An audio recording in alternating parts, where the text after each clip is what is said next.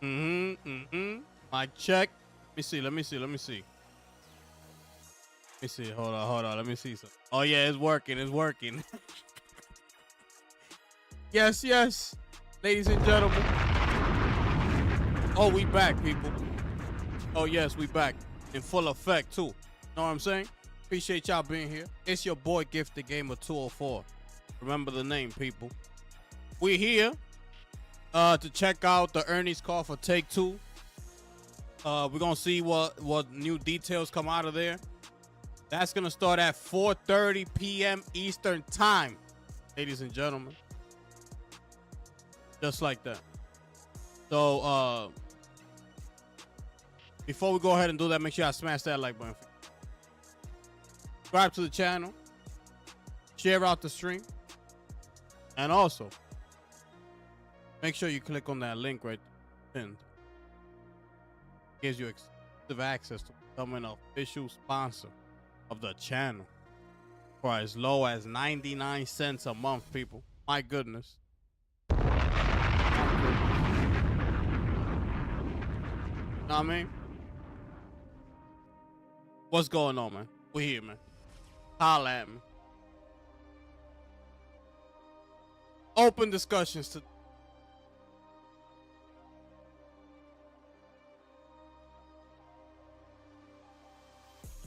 open discussions today, man.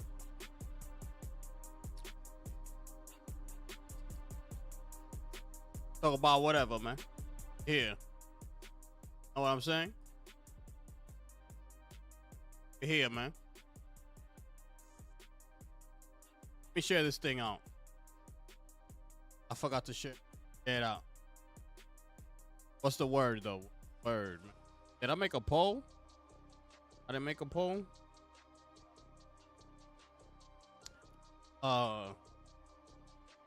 Will he get trailer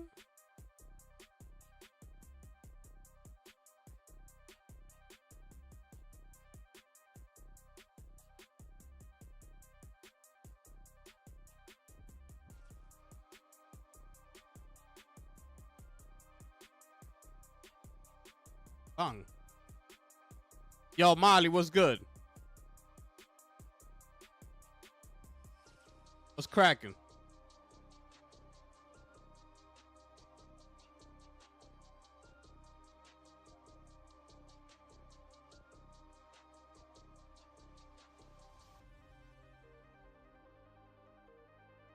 Hold on, let me share this up.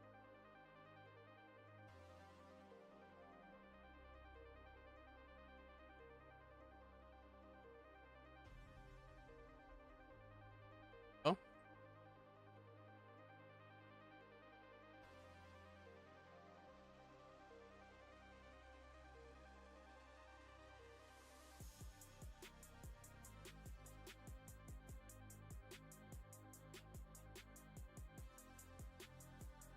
We're here. Let's do it. Holla at me, man.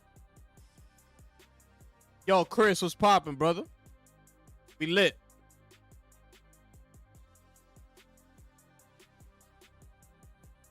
Yo, clickbait indeed, brother. Clickbait indeed. Know what I'm saying? Facts. Facts. So this joint is going down at I got it right here.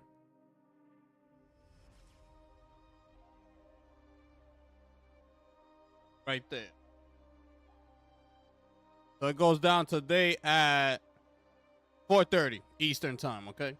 That's what we're waiting on. That's what we're waiting on, man. So I can show y'all a couple trailers. We'll talk about whatever, man. Make sure y'all vote on that poll. Make sure y'all subscribe. Make sure y'all smash that like button for you.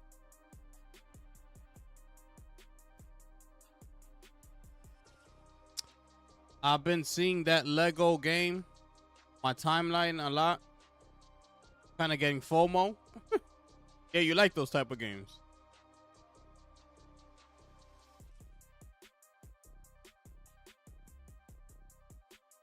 Um, I don't see that game going on sale anytime soon, bro. So yeah, just wait, bro. Just wait.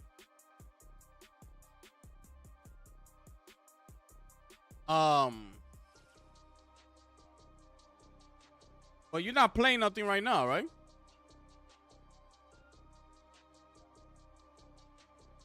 You're not playing nothing right now. And the next game, oh, you buying 007 though, you said, right? If you buying 007, then just forget it.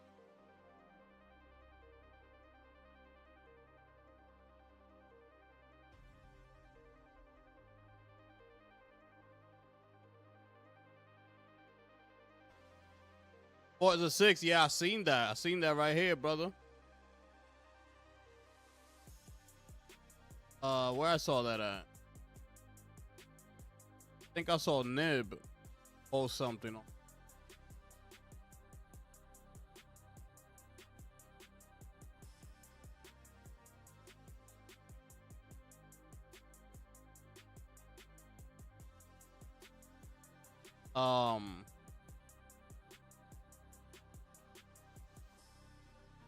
Just seen it. Day now. Oh, here it is.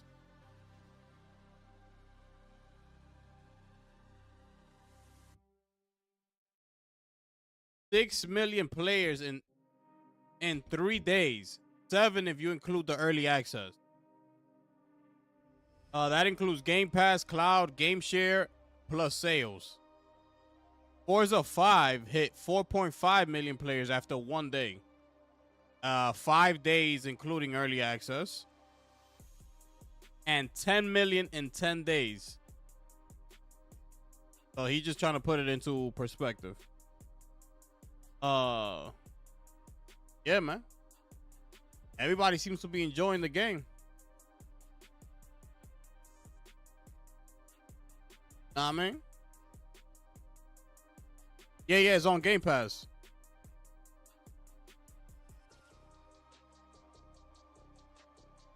It's on Game Pass.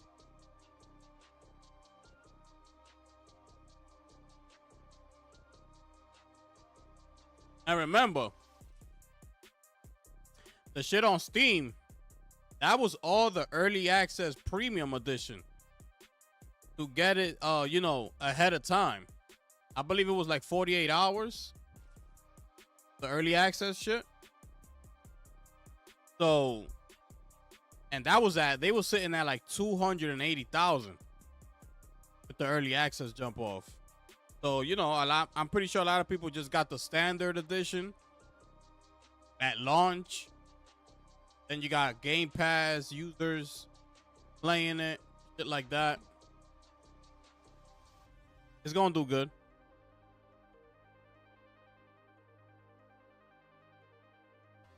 How do I feel about the current trend of early access? See more and more devs do it. Yeah, Saros did it too. Yeah, Saros just did it. Me personally, I like it. If you wanna, especially like if you're a streamer, you definitely should be looking into that. Because, you get early access before the whole world does. People are going to want to tune in depending on the game and see what the game is about. See what you like about the game and don't like about the game. Maybe somebody will either decide to buy the game because of what you're saying or decide not to buy the game. No, but if you're not a streamer, then I don't see the reason to get the early access. Like, I don't. Because what you getting early access for? If you're not a streamer, what do you need early access for? You're not showing off to anybody. You're not trying to, get first dibs on the game to show it off. Maybe that streamer don't have it, but you do. So you got all the people coming to your stream. You don't need none of that. It's just you. You know what I'm saying? So it's like, just wait. Early access are typically 48 hours, which is 2 days. Just wait the 2 days. You know, and that's it. But if you're a streamer, 100%, you gotta look into that early access. Those are the people who they really benefit. They don't benefit just a regular gamer, like, in my opinion. Like, for what? Just wait the 2 days, bro. Save yourself those $15, whatever it is, and put that towards another game. Or maybe that game has a DLC that costs $20. You already got $15 right there. Put another $5, you got a DLC for that game. Whatever.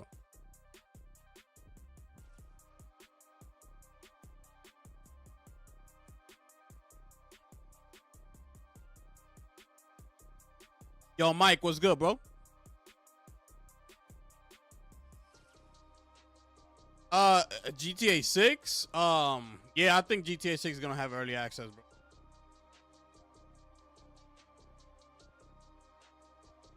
Lego Batman early access was $90?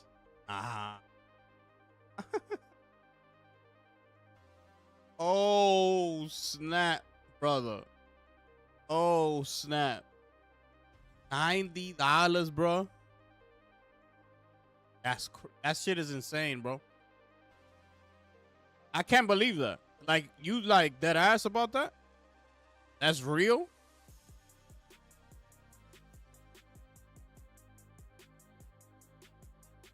But it comes with stuff too, like different skins and whatnot. Yeah, but that's what I'm saying. Most people don't care about that. Do you, in that game, as you're progressing, do you find like different skins? Can you buy different skins, like, you know, like with the money you collect in the game, things like that? Can you buy a different skin in the game, or what? Or what? How does that go? Are you going to the State of Play gifted? Nah, I gotta stream it for y'all. I could go. It's in New York City. I could go, but then I won't be streaming.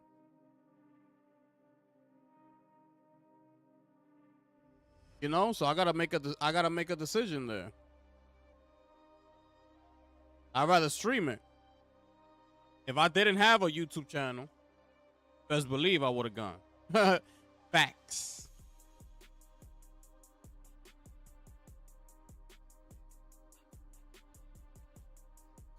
Oh, the unlockables like Spider-Man. Oh, so hell no. Then it's definitely not worth it.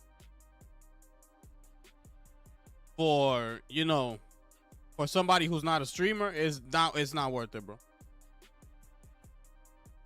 You can't stream it there. I'm not sure. I don't know the rules. I don't know what they got going on.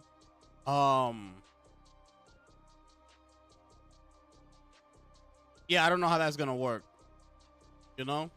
But it's like, even if I'm streaming there from my phone, like, who's gonna want to watch that?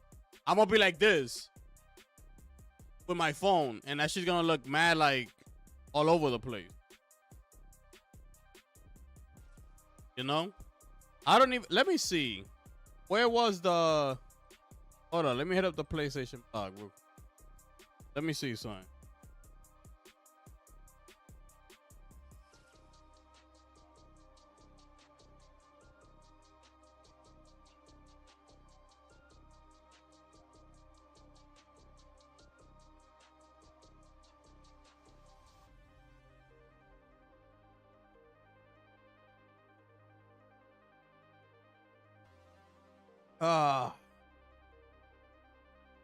Oh, that shit is sold out.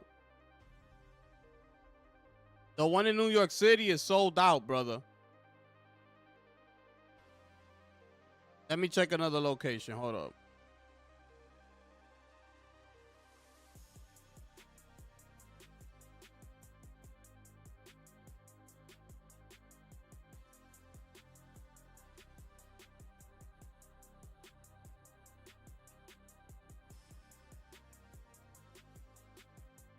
I switched this over? Like, what's going on here?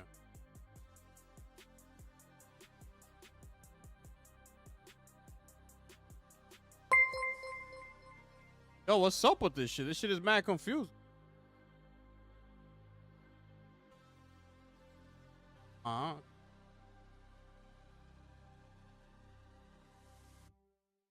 How can I change this? Yo, that shit says that shit says 90 minutes, bro. Let me show you. I don't know. So this is the page, right, where they tell you to go and purchase the tickets and shit like that, right?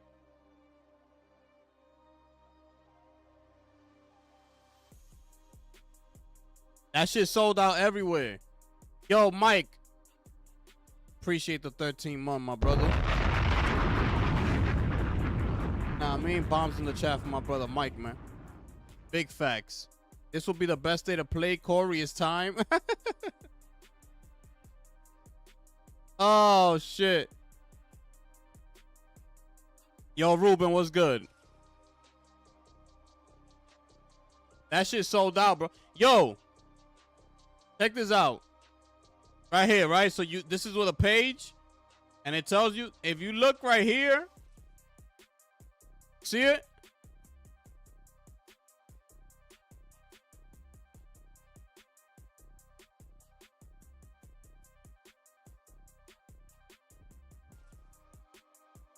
Oh, shit. I don't know. I don't know. Oh, shit. Yo, that shit says 90 minutes, brother. That shit said 90 minutes right there. I don't know what to say about that. Take it how you want to take it. Well, that's it right there. Doobie posted about that? Oh, he did? When today? 90 minutes we eating? Yeah. Dallas? Yeah, I don't know how to change this. I don't know how to change cities, bro. This shit is like mad confusing. Cause you go here, right? Buy tickets. And it tells me back here. Then I can't switch. Look, I can't click nothing, bro.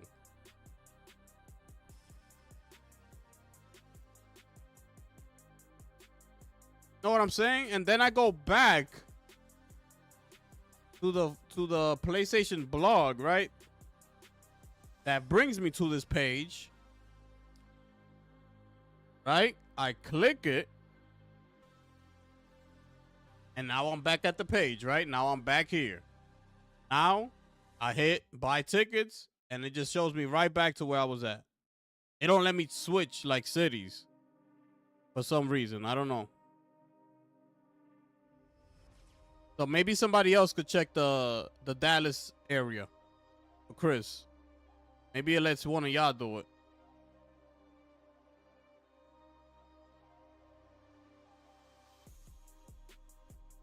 Zuby got me blocked? Nah, Zuby don't got me blocked. I just don't be looking for his shit like that.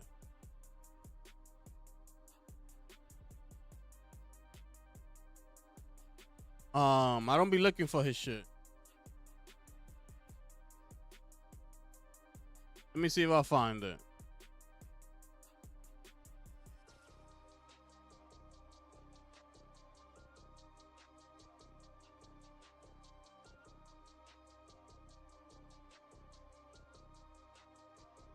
Where's Zuby at?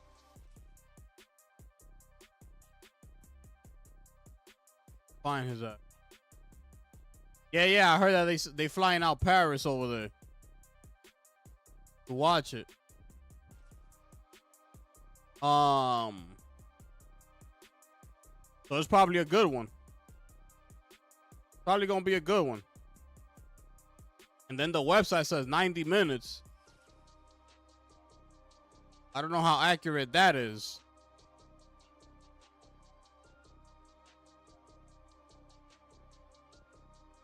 Where is Zuby Tech at? Whatever, bro. I'm not gonna sit here and look for fucking Zuby.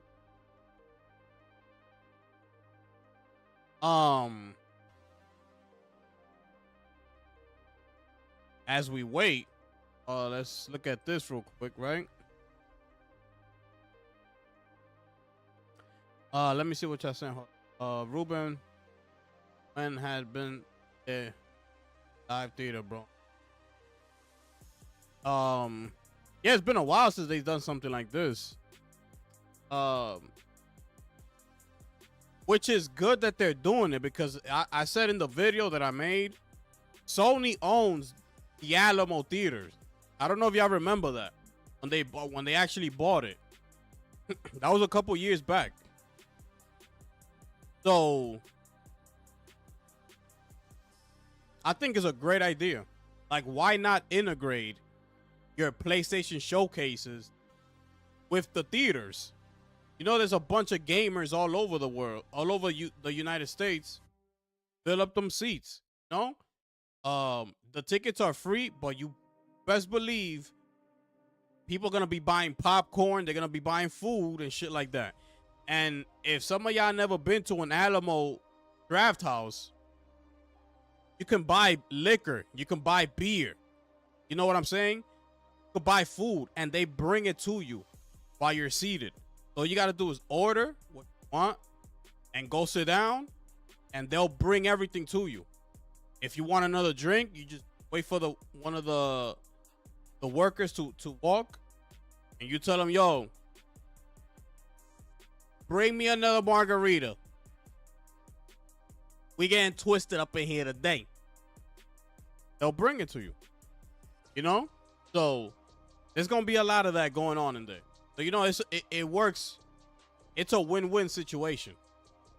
People that are fans of video games, they get to go somewhere publicly and share that experience with everybody.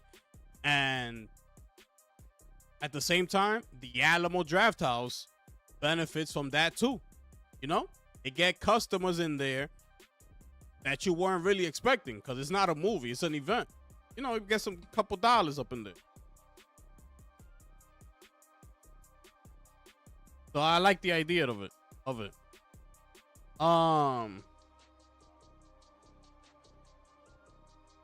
Yeah, they sold out because they were free. Yeah. Gifty, you need to wear a Pony/PlayStation t-shirt, bro, for the state of play. They need to show me something first, brother.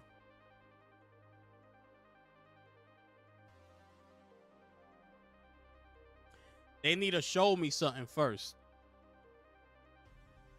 How do you feel about the Fair Games rebrand? Oh yeah, so I was gonna talk about that too. So supposedly, well, not supposedly, they did it. Sony trademarked the name Break-In, right? See here.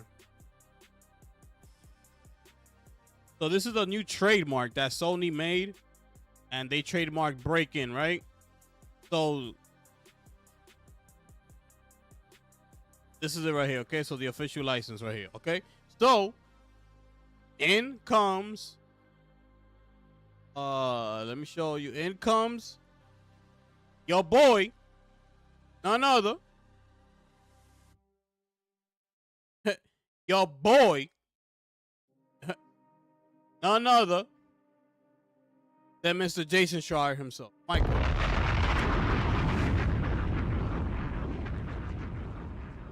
Hinting that Break-In is Fair Games. And then he put it like this, like the E, like what's that, the pound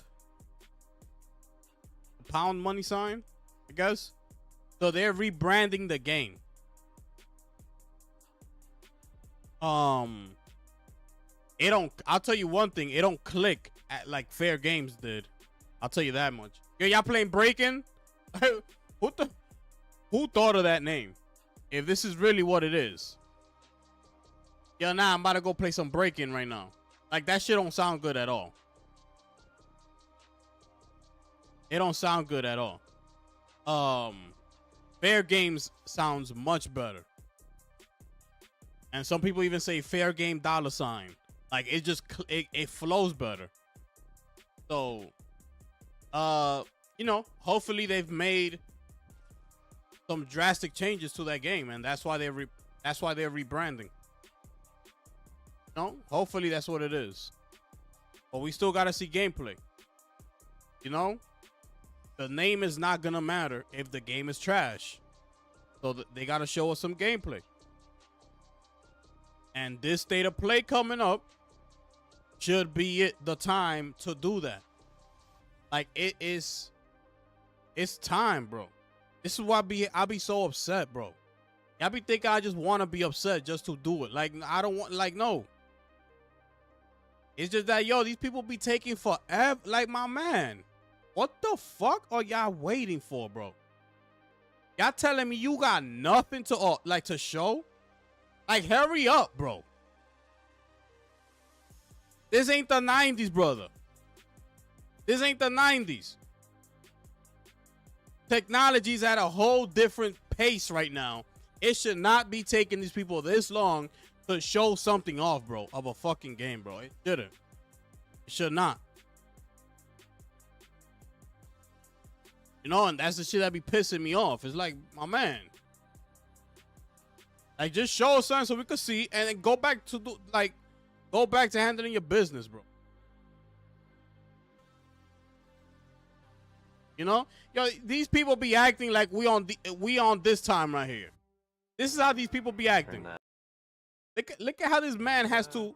If you can actually make it look work at this and read and communicate without any facial expressions, without the use of you know, your face, then you've done a really successful job.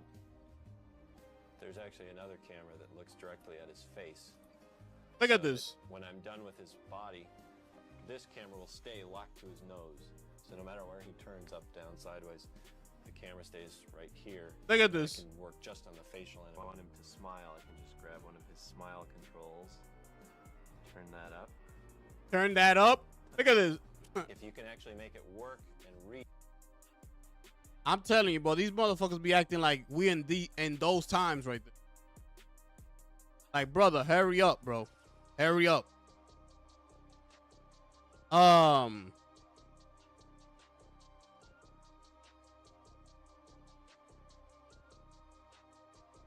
We need Destin to pull up. Well, we don't know. They got Paris Lily showing up. He loves to get flown out like a stripper. Yo, Mike is wildin'.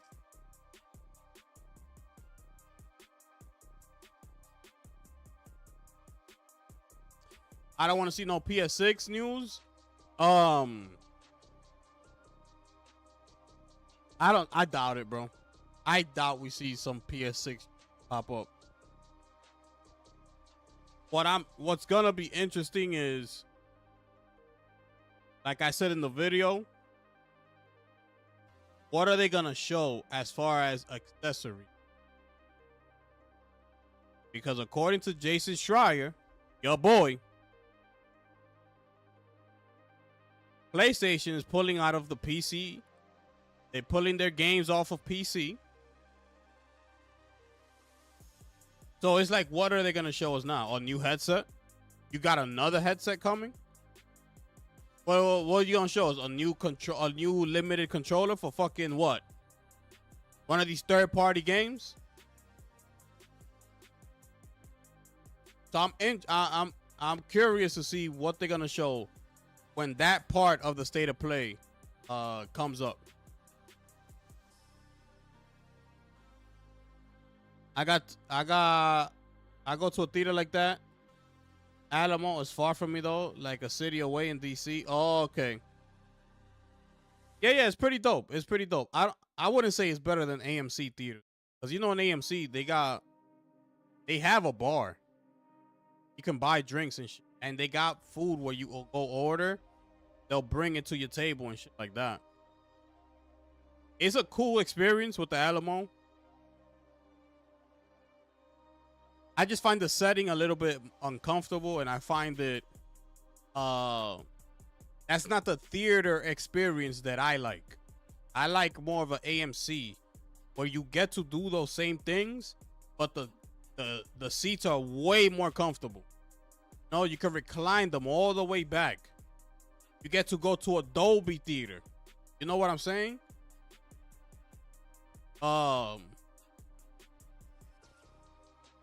I don't, and in the Alamo, the last time I went was a while ago. I'm not sure how updated the theater is. Yeah, I just didn't like. I prefer AMC. June 2nd is on a Tuesday. Yes, it is, my brother. We will be here, live in full effect, people. Breaking like stuff 2000 type stuff. Yeah. It was a shift in style, so maybe it's more dark. Let's hope. PlayStation, the very first one in the June showcase week. No, I believe there's like a little indie. There's like an indie one. Wait, I marked it. Hold on. Yo, Magma, what's good, brother? What's poppin', brother? Hold on, I marked it.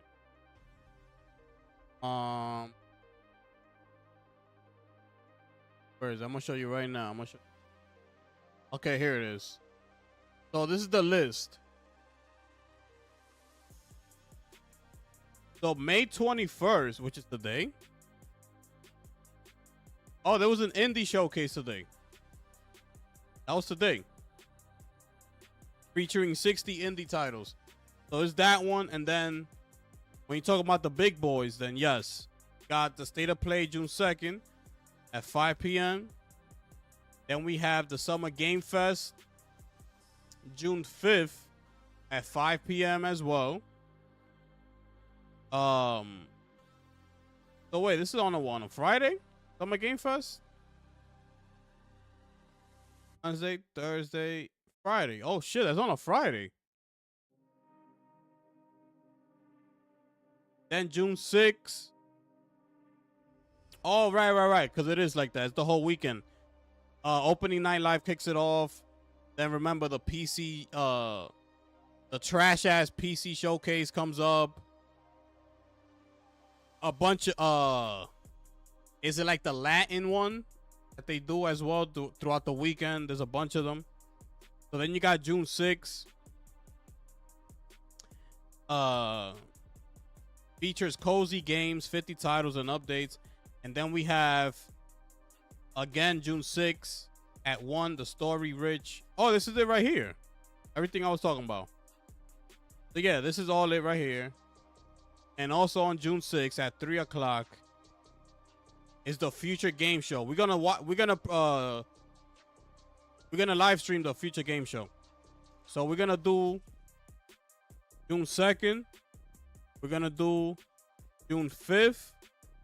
We're gonna do June 6th at 3. Is the Future Game Show, which they're gonna show us extended gameplay of Exodus. And I've been seeing online, there's a lot of games that they've been putting up on their profile that look pretty good. So I want to see it, on their showcase. And then we got the next day, June 7th at 1 o'clock, the Xbox showcase, ladies and gentlemen. Make sure y'all pull up, because it's going to be a goodie. It's going to be a goodie.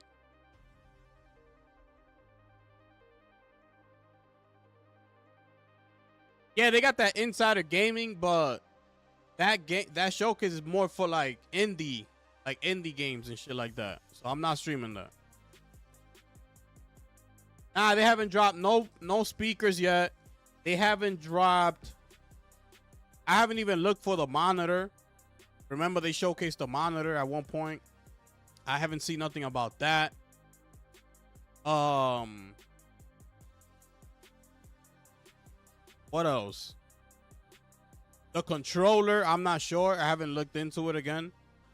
The new one they came out with that is like for PC only type shit. I haven't looked into that. Oh, it should be good. This is the dev diary for Fair Games. Listen, at this point, there needs to be a dev diary for that game. Yeah, Dolby. Yeah, I love the Dolby Theater. I love the Dolby. That's my favorite. Chris, are you taking the holidays off for June? People saying Intergalactic and the Faye game will be there. I highly doubt it.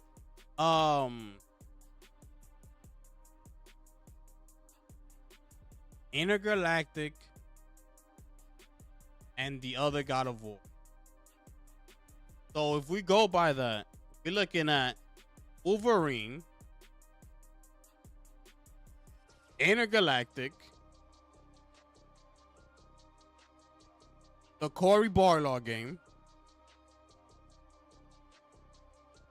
the God of War, one of the God of War remakes, and what else? Maybe the Breaking Bear game.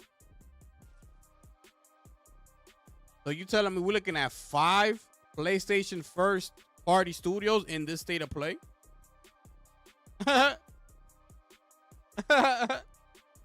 Oh shit, bro. But yeah, this is the lineup, y'all. This is the lineup.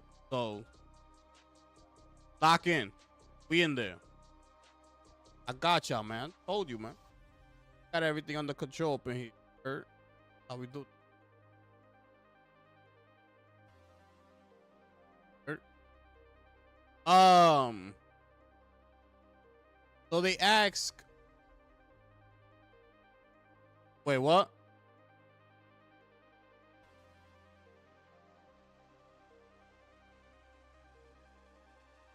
PC showcase. We can skip the PC showcase one. Yeah. We're not doing the PC showcase. We're not doing that.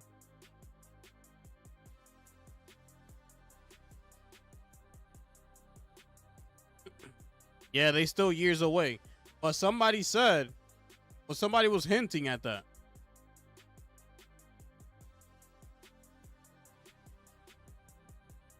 Let's see.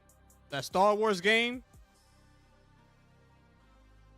I don't know, but the way people talking, they're trying to say like this is gonna be, you know, one of them ones. Know what I'm saying? So they gotta go all out. If they putting shit in the Animal Draft House, they're flying people to go watch it. You know, who knows? But maybe it's just them flying people to watch it in the Alamo. Maybe just to give them that experience so they can speak about it. Maybe, you know, like Paris Lily, right? Oh, I saw the state of play. It was an amazing time. It really felt like how it used to feel back in the day. You know, everybody in the crowd, you know, probably. Or maybe they're flying him out because they're really going to show something incredible. Who knows? We'll have to wait and see. As far as marketing for GTA 6, they asked Take-Two Interactive CEO Strauss Zelnick if there even needs to be any type of marketing for this game. And he says, here, I've been asked by investors whether we need to spend marketing dollars given the scale of the IP and its reach and the sentiment, he does. And the answer is, of course, we need to market it. We should expect a very significant broad-based marketing campaign that reflects where audiences and attention is today. So, continues, right? Which is to say it won't resemble the approach taken for GTA 5 back in 2013. 13 years ago, we were still buying network television. We won't be buying a lot of network television. So basically, don't expect GTA 6 trailer today and expect Strauss Zelnick to once again reconfirm in today's Take-Two earnings call that GTA 6 marketing will start in the summer. Summer officially starts, I told y'all, June 21st, okay? So that's what he had to say about that. So where our attention is today, what he said right here, right? That's gonna mean what? YouTube, TikTok, IG, you know, your Twitter feeds, your apps like HBO Max, you know, Prime Video, your Netflix. He's talking about shit like that. Because when he's talking about TV networks, he said we're not doing that this time around because most people have moved away from that. He's looking at where people are spending the majority of time consuming entertainment. And there was a poll that came out recently. I don't know if I bookmarked it. I probably didn't. I probably didn't. Let me see if I did. I hope I did. Knowing me, I didn't. Knowing me, I didn't. Right? Yeah, I didn't. So, anyways, in that list, YouTube was number 1. Okay? Just to put it in perspective. YouTube was number 1 on the list as far as the apps that are being used to consume entertainment. Then, I believe was Netflix and so on and so on. But YouTube was up there.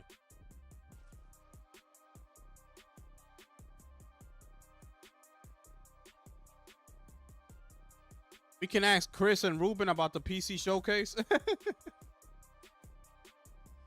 Yo, this guy is crazy, man.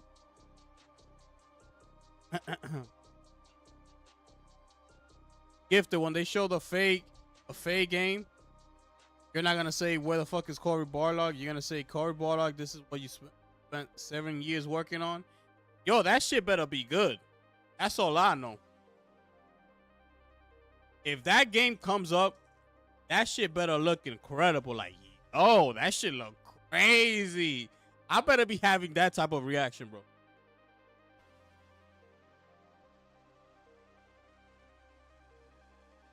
Give me the Order 1886 sequel. Yeah, that's not happening, brother.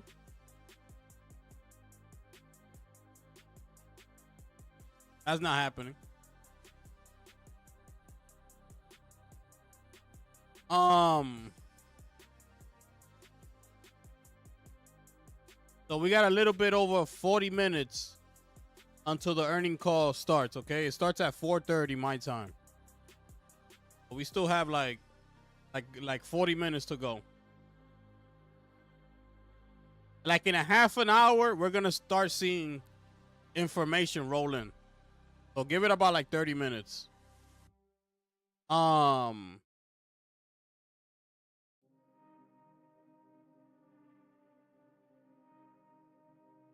Subnautica went on to sell 4.1 million copies, generating over $100 million in under 1 week. 4 million on PC, 100,000 on Xbox. That shit is sad.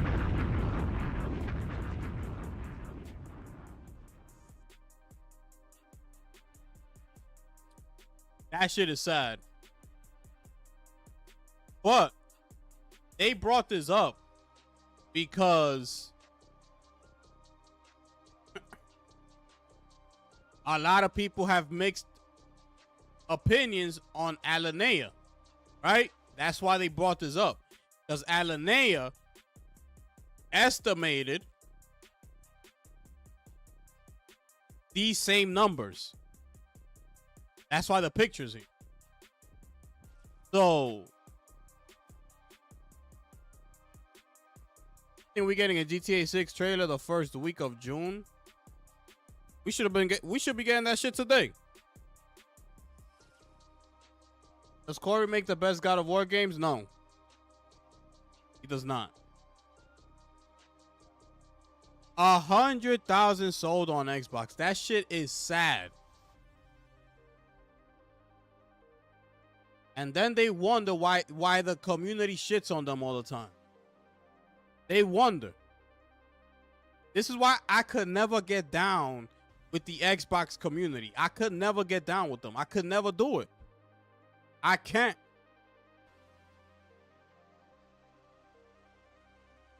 You know? As far as Xbox, the corporate people, like Asha Sharma and them, I'm trying to give them the benefit of the doubt, because whatever she's doing, she's saying all the right things. She's looking at everything. In the video I made,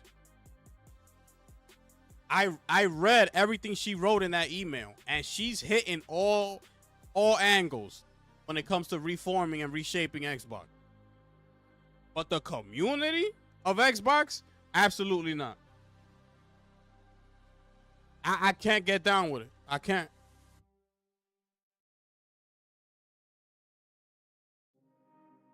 That shit is sad, bro. Look. And you also hear that PC players don't buy games. That's another thing that you hear all the time. They don't buy no games. 4 million copies. In under a week. Now imagine if Xbox gamers actually bought game. Would have sold like 2.5 or some shit like that. That shit would have been almost at 7 million copies sold.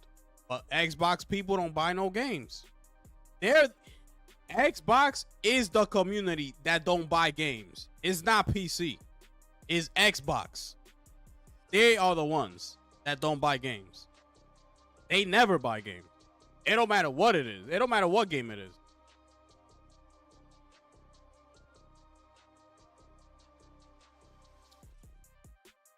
That shit is sad, bro. That shit is sad, bro.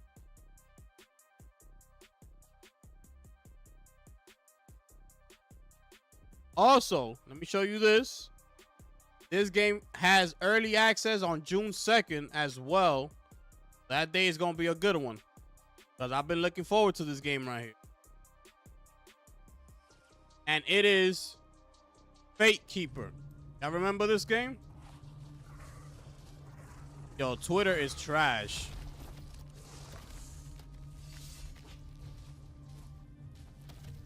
Remember I showed y'all this game? With the THQ? So it's coming on June 2nd, early access. You heard? Be in there, you heard? And I was like, yo, that's the game that Avowed should have looked like. That's what Xbox should have made. That's that game right there. June 2nd, early access.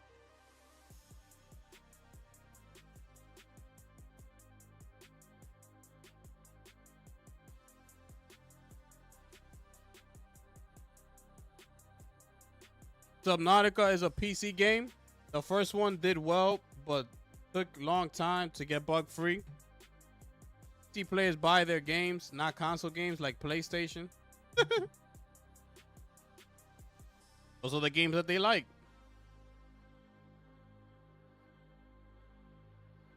Those are the games that they like. I mean,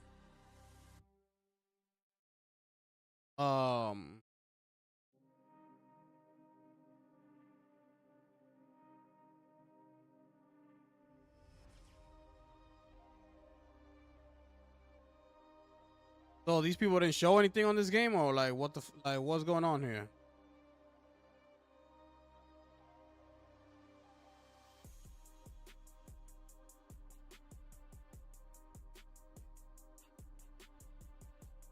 Splitgate Dev accidentally leaks its new Titanfall style shooter and posts on Steam. Huh?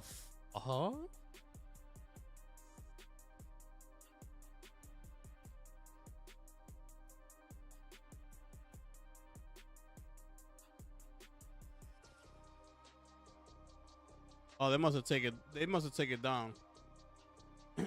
This is the game. Remember they made Splitgate. Remember I told y'all a couple days ago that they were working on the new Titanfall type of game that you could get inside a mech and all this shit. That's it. So their shit was leaked. Nah, I've been trying to tell yo, bro. That's what I be trying to tell y'all. PC gamers, bro. Real PC gamers, them motherfuckers are different, bro. They don't care about AAA games, PlayStation. They don't care about those games, bro. I've been trying to tell y'all. I told y'all how PC gamers was when I was growing up. They never cared about those type of games. Never. No. They in their own lane. They're not worried about nothing, bro. That's only when console gamers decided, you know, to buy a PC and game on a PC and now calling themselves PC gamers. So now the conversation is changing and is getting mixed up from the real PC gamer and a console gamer who just happens to be playing on a PC. It's different.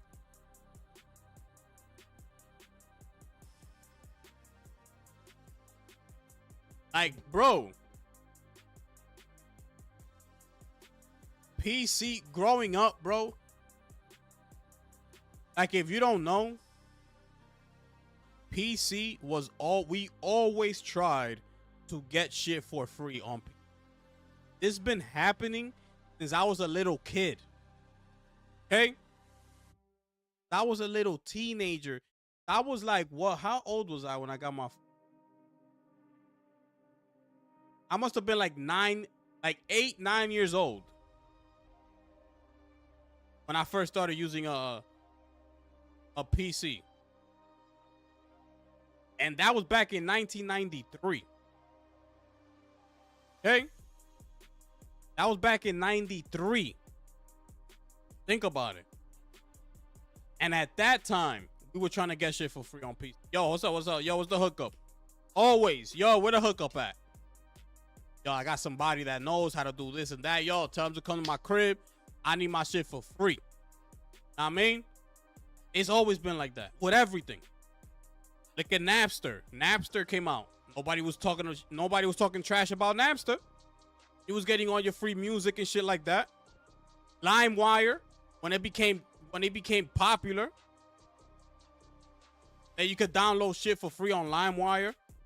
Everybody was using it. You don't see nobody, yo, don't do that, man. Yo, buy your CDs, man. Nah. Everybody was like, oh, word. LimeWire. Let me get my mixtape on.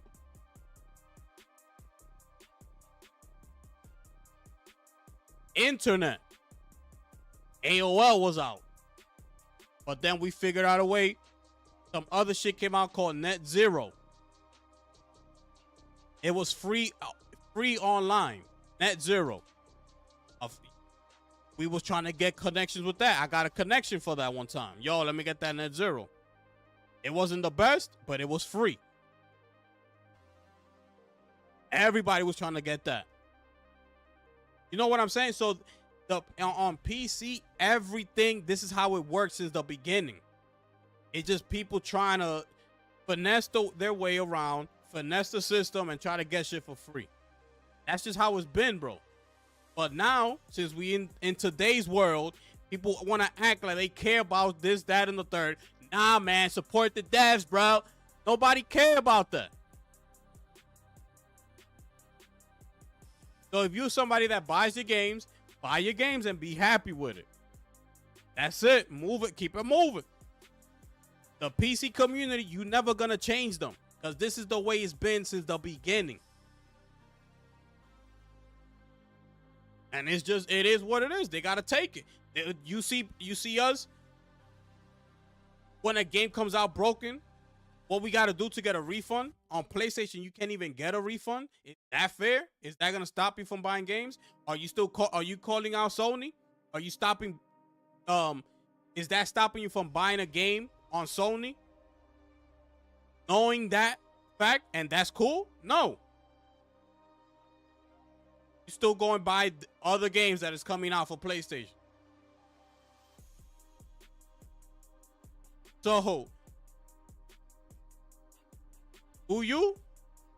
They gonna do them. And it is what it is. It is what it is.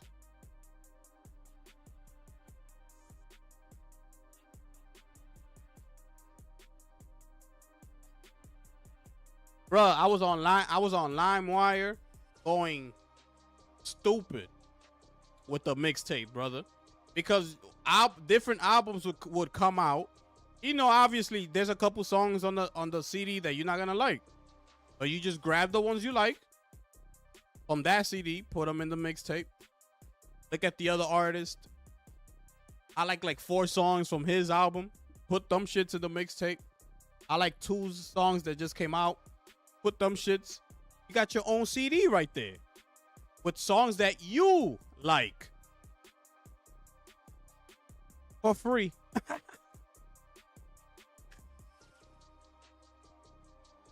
Yeah. So they don't like it, deal with it.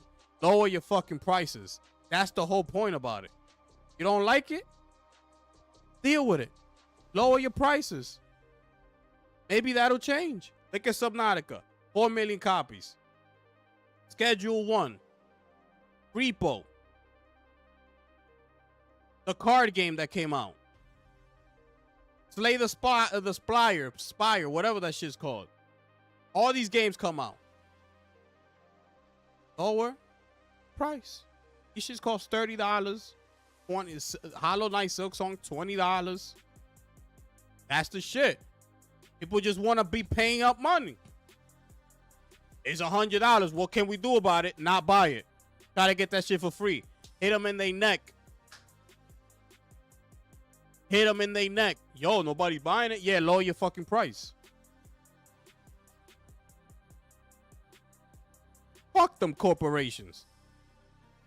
Oh, fuck.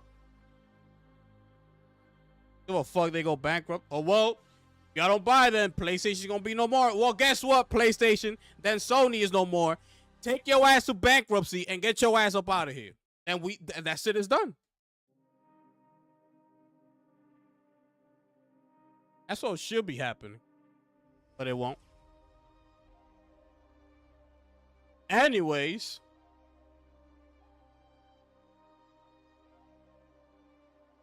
I'm spitting, right? I know. Trust me. I know.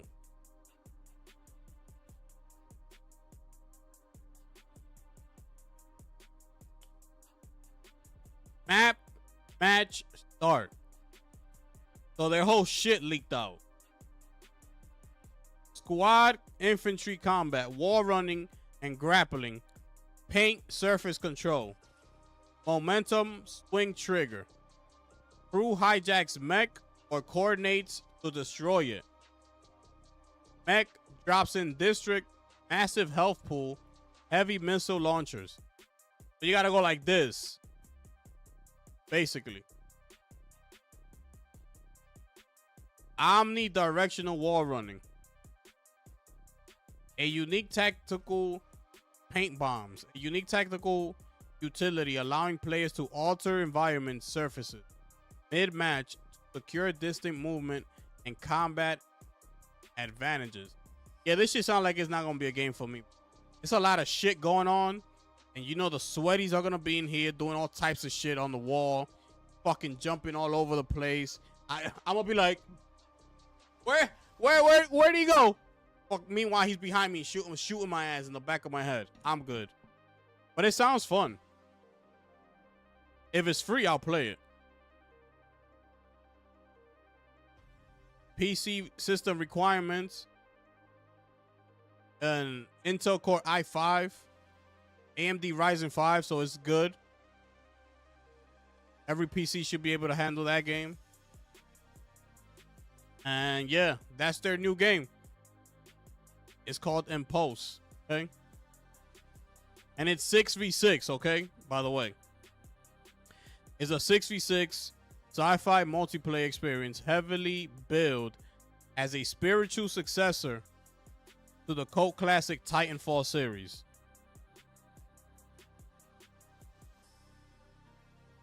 So they say that because they got the mechs in the game and shit like that. But yeah, it leaked. That shit gonna flop? Yeah, especially if you gotta pay for that. Definitely.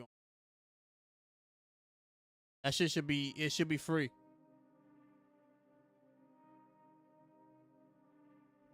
Should be free. What's this? They got a new little clip for Exodus. Watch this.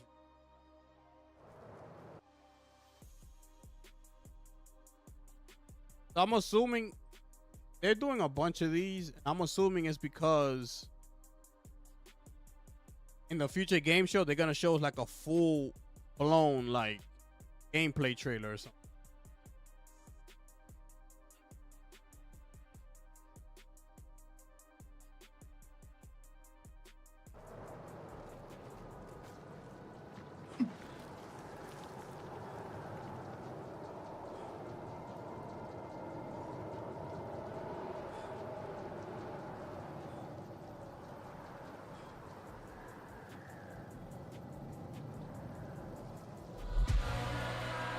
Yeah, you see?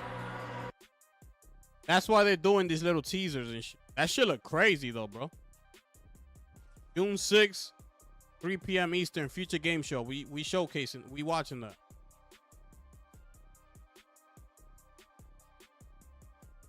We watching that.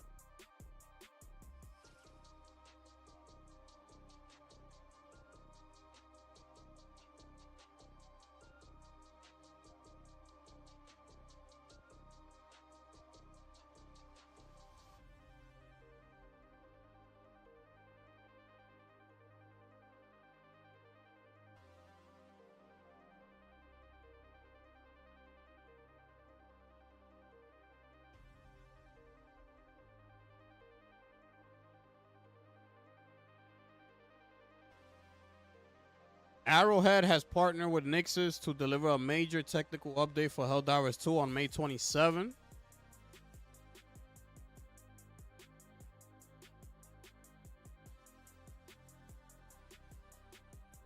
The update focuses on improving stability, reducing input latency, and boosting visual performance across all platforms. New. PC is now going to use FSR 4. FSR 3.1, DLSS 4.5, and XeSS 3.0. PS5 Pro, PSSR 1. PS5 and Xbox, FSR 3.1. So, they're not going to use PSSR 2. Visual and performance improvement. VRR supported added for PS5 and the Pro. VRS to reduce GPU load. Dynamic resolutions, VRS for steadier FPS. 1440p resolution boost in performance mode on PS5 and Xbox Series X. The reduced input latency. They got NVIDIA's Reflex support added and AMD's anti-lag 2 fully support. This is only the beginning with more tech-focused performance updates later this. There's that. If any of y'all still playing Helldivers.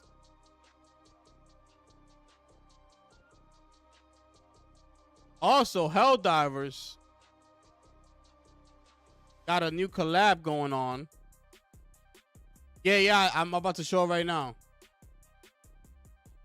They have a new collab.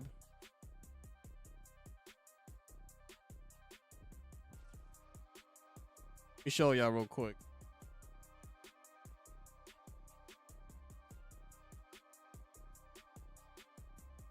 It's almost that time.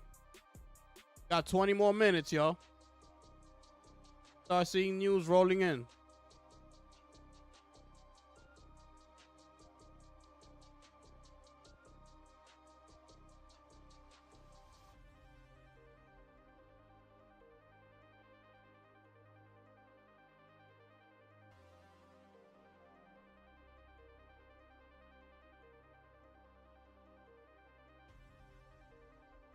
Here it is.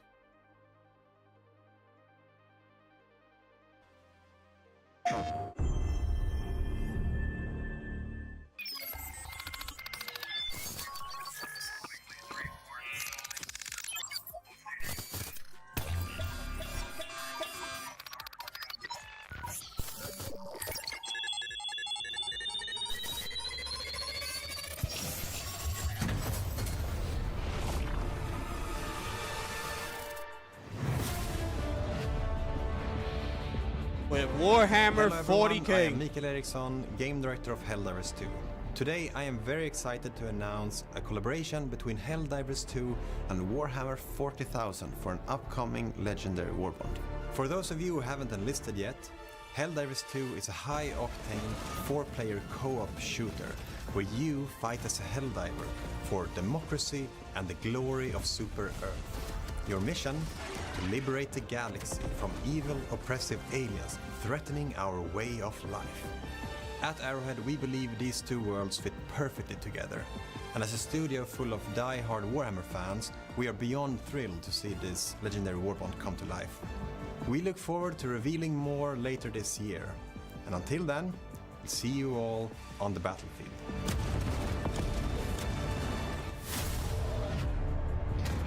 Coming soon. Yo, that shit is gonna look crazy. You imagine they got these skins in the game? That shit gonna look crazy, bro.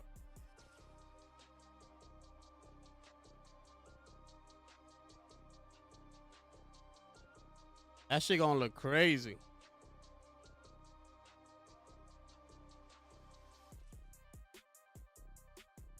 Think Venom is gonna be there?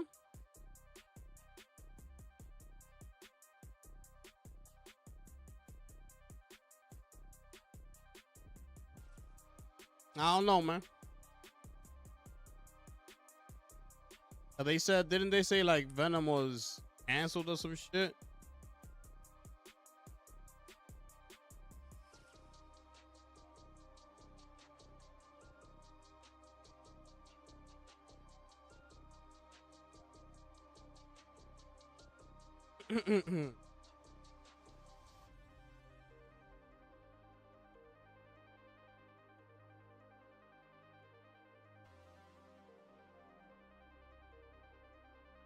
Tom Henderson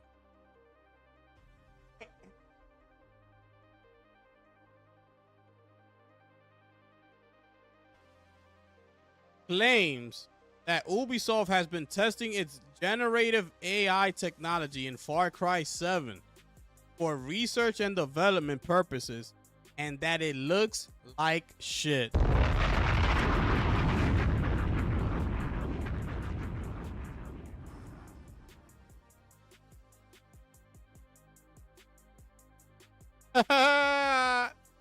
Yo, and that it looks like shit. Ubisoft, these motherfuckers, bro, I'm telling you right now, have dropped the ball so hard it's not even funny, bro. It's crazy to me, bro. Like all the moves that they're doing, and it's like, the fuck is running this company? That motherfuckers like harded, like that ass.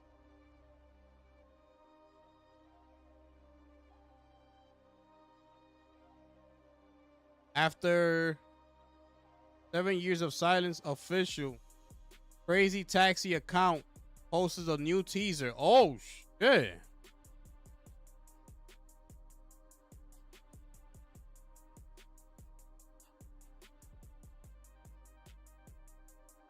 Follow that. Oh, that's the teaser? It's like a taxi symbol. Okay, hold on. I think we're getting some information coming in.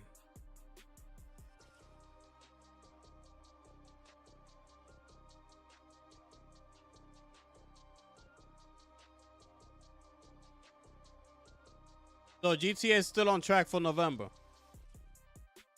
Our fiscal 2026 performance was exceptional and exceeded our initial expectations at every label. We believe fiscal year 27 will establish new record levels of operating performance driven by the November 19th launch of Grand Theft Auto 6, along with strong... Let's see. They're going to keep piling in.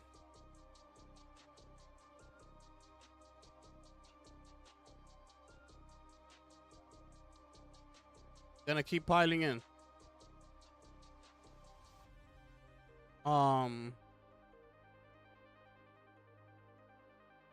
What else they got here?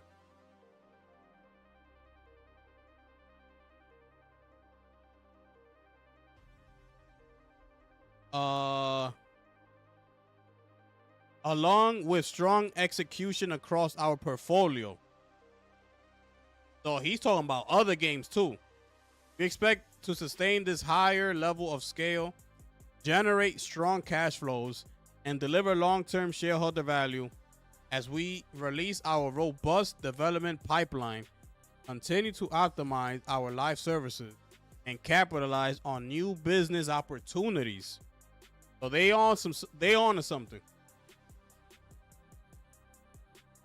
We keep looking. They on to something. Take-Two expects between 8 to 8.2 billion in net bookings for fiscal 2027. That's between now and April of 2027.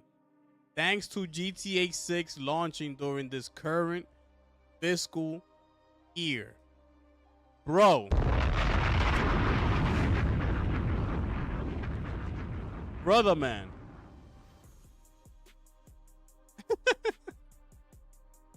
Yo, are we good?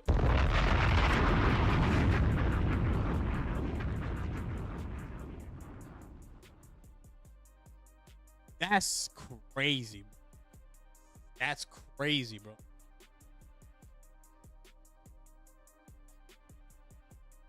See what else is coming out.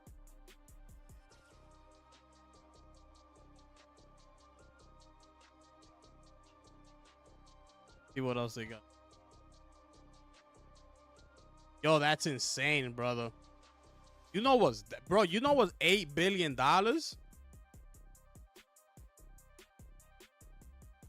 From November, from today to April of 2027, in a year, brother.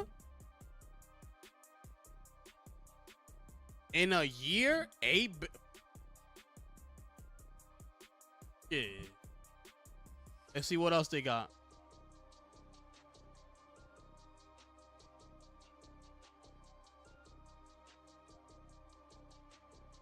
See what else they got. I'm looking for.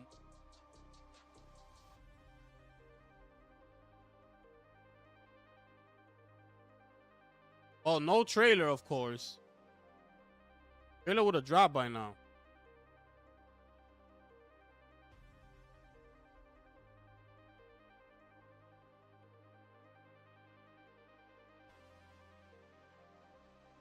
See.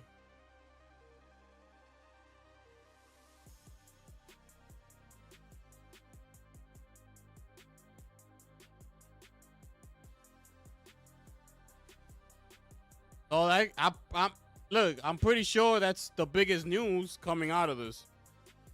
It's that it's still on track for November.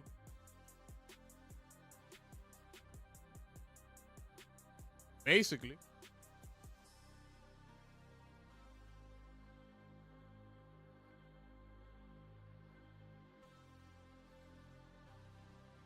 Yeah, I don't see anything else right now. Let's wait a couple more minutes. Let's wait a couple more. Still no trailer, which is disappointing. Disappointing. You see that shit at the State of Play?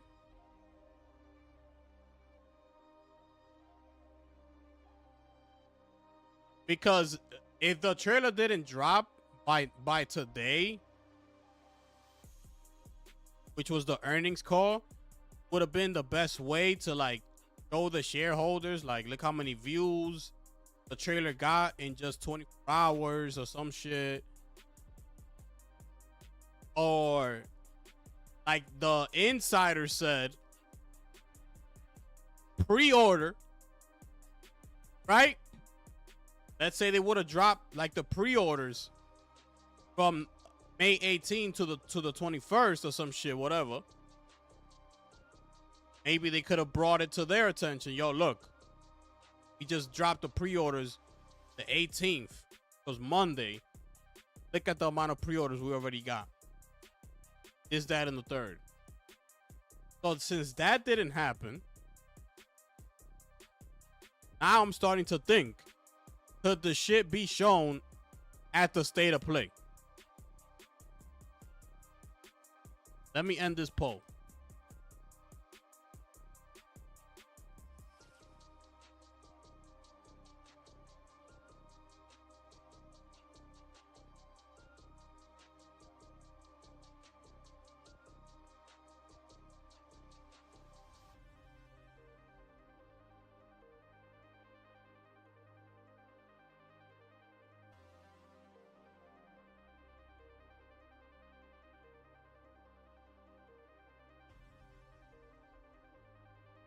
There you go.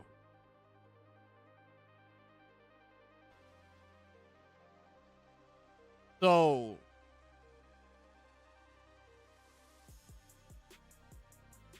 now I'm starting to think that, because what better way? Now you start looking at the Alamo partnership with Sony. First time they've done this in a long time. You know, we start looking at all the potentials. Start looking at all the potentials now. Could that be one more thing at the end of the state of play? We looked at the Alamo Draft House to buy the tickets. It says 90 minutes at the top. We already know that PlayStation put a blog that said 60 plus minutes. Right? So it's over an hour. Then you go to the Alamo Draft House to buy the tickets. It says that the event is going to be 90 minutes. I'm pretty sure they got to let the Alamo Draft House know how long the event could go on for. Because, you know, they got to plan other things around that. That's a movie theater at the end of the day. So they still showing movies and shit like that. So once the PlayStation event ends, all those people leave, and then they have to schedule whatever movie they're probably showing at that movie theater after, like at a certain time after that event is done. I'm assuming.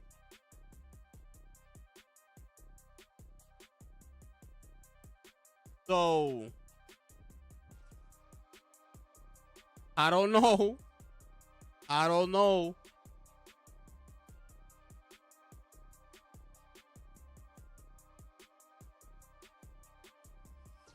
Variety put an article. Let's see.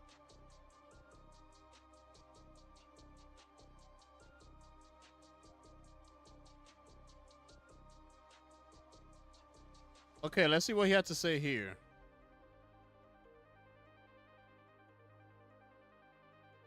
So it's still on track for November 19, right? We know that. And that no official price yet. So this is about the price. And that review isn't coming along with the parent company Take-Two earning call result today. He said, quote, no. When asked on Thursday if the GTA 6 pricing announcement will be coming tied to the company's earning release this afternoon, he said, we never make marketing announcements in our analyst calls. Never, ever, ever. That's what he had to say about that. So we getting nothing about the price. So this was before the earnings call. I think reiterating November 19 as is a launch day today is probably a positive. I think we've been really clear that we're releasing the title on November 19. So that's it. That date is set. There's no more delaying the game. If the game needs more time, let's say if one of the developers come to them like, yo, like we need more time. It's a no. Fix the shit that you gotta fix. Do the best you can, because that game is coming out. So it's coming out. So that's it. We already heard about the 8 billion. By the way, that's an increase of 20% over last year. Okay. So they put here, quote, so whenever we put together our guidance, obviously based on our expectations regarding our pipeline, release schedule, and pricing, and sometimes our expectations cannot be realized in the fullness of time. That could be possibly the title is delayed, or pricing changes, or unit sales. Expectations change, Zelnick said. But yes, of course, when we build our model, is used to create guidance. It does have full assumptions in it. If we made assumptions, even if we made assumptions, that doesn't mean that they are set in stone. You gotta say. Along with the release of GTA 6 this fall, Take-Two is preparing for September launch of 2K's NBA 2K27. For the January-March quarter, Take-Two's forecast net revenue between 1.5 and 1.6 billion, and a net loss of 70 cents and 54 cents per share, or 129 million and 99 million. Wall Street forecast a GAAP loss of earnings per share of 52 cents on 1.5 billion in revenue, according to analyst consensus data provided by LSEG. Take-Two reported a GAAP loss per share of 32 cents on 1.5 billion in net bookings. I don't know what the fuck that means. Oh, this is just like their projections.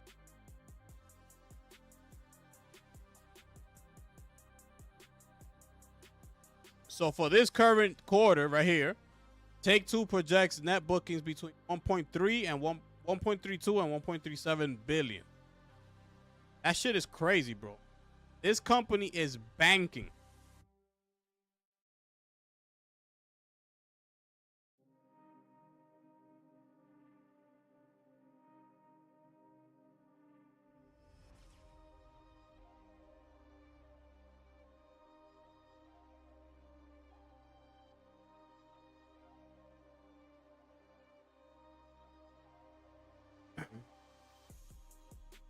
Let me see if anything else I got.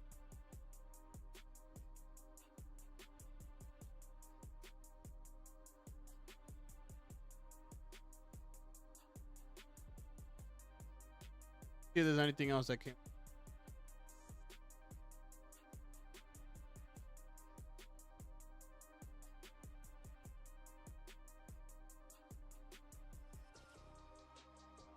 Red Dead Redemption 2 is the third best-selling game of all time. So you got Minecraft, GTA 5, Red Dead Redemption 2.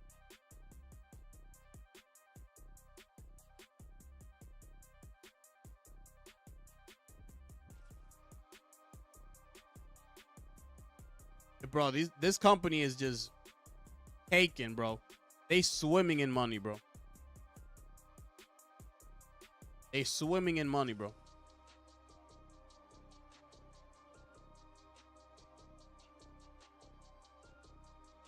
The final trailer for 007 has been released. Look at it now.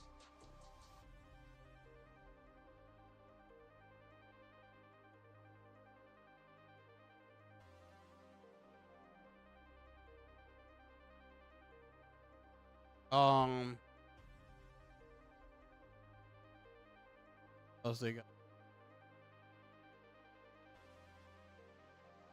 Jason Schreier also interviewed Take-Two's Zelnick.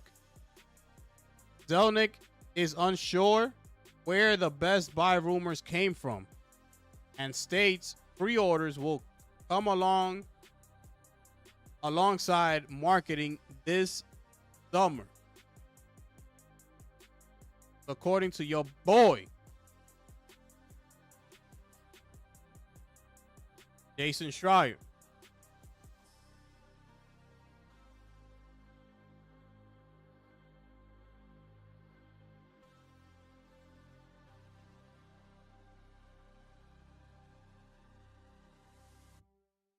GTA 6 gonna be number one.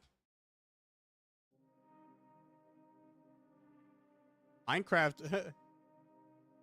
Yo, GTA 5 sold a lot of copies, bro. And it still didn't beat Minecraft. Imagine that.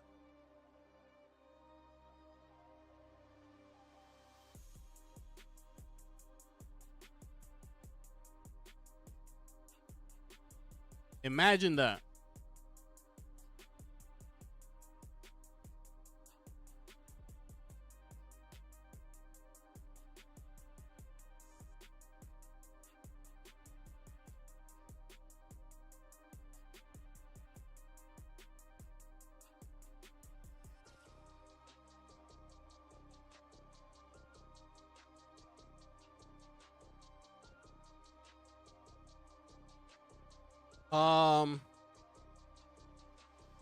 I've been saying for some time that the release date is November 19th.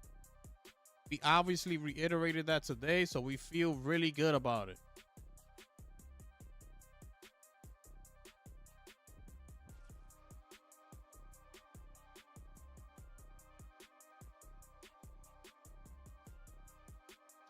Yo, that trailer's dropping in the state of play, bro.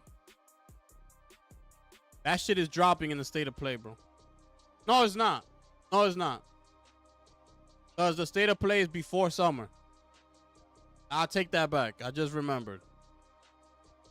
They are starting marketing in the summertime, which starts on June 21st. State of play is on June 2nd. They're not going to see the state. We're not seeing the GTA trailer there.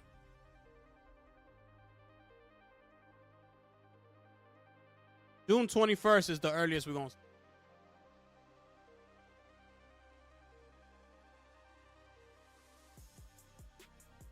Yeah, Magma. No delay. But also no trailer. Not Summer Game Fest either, Mike. Summer Game Fest is on the 5th. It ain't happening there. June 21st is the beginning of summer. So they said beginning this summer, we gotta wait till the summer. You think this trailer will be like the other two trailers, or will it have gameplay? Nah, we're gonna see something different, bro. We're gonna see some gameplay, bro. It's not gonna have like an unedited, raw footage of gameplay. Like we saw like with Days Gone or some shit. But it's gonna have some gameplay footage that we're gonna clearly be able to see. That is gameplay. Not like trailer 2 where that's gameplay right there. Right? Yeah, that's gameplay right there. Fuck was that about? I think trailer 3, we're gonna see gameplay.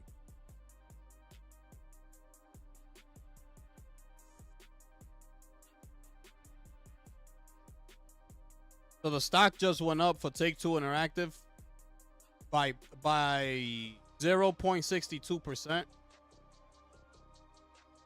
So it's up to 238 per share or 258. I don't know how to read that code. It says after hours 258. But on top it says 238. Oh wait.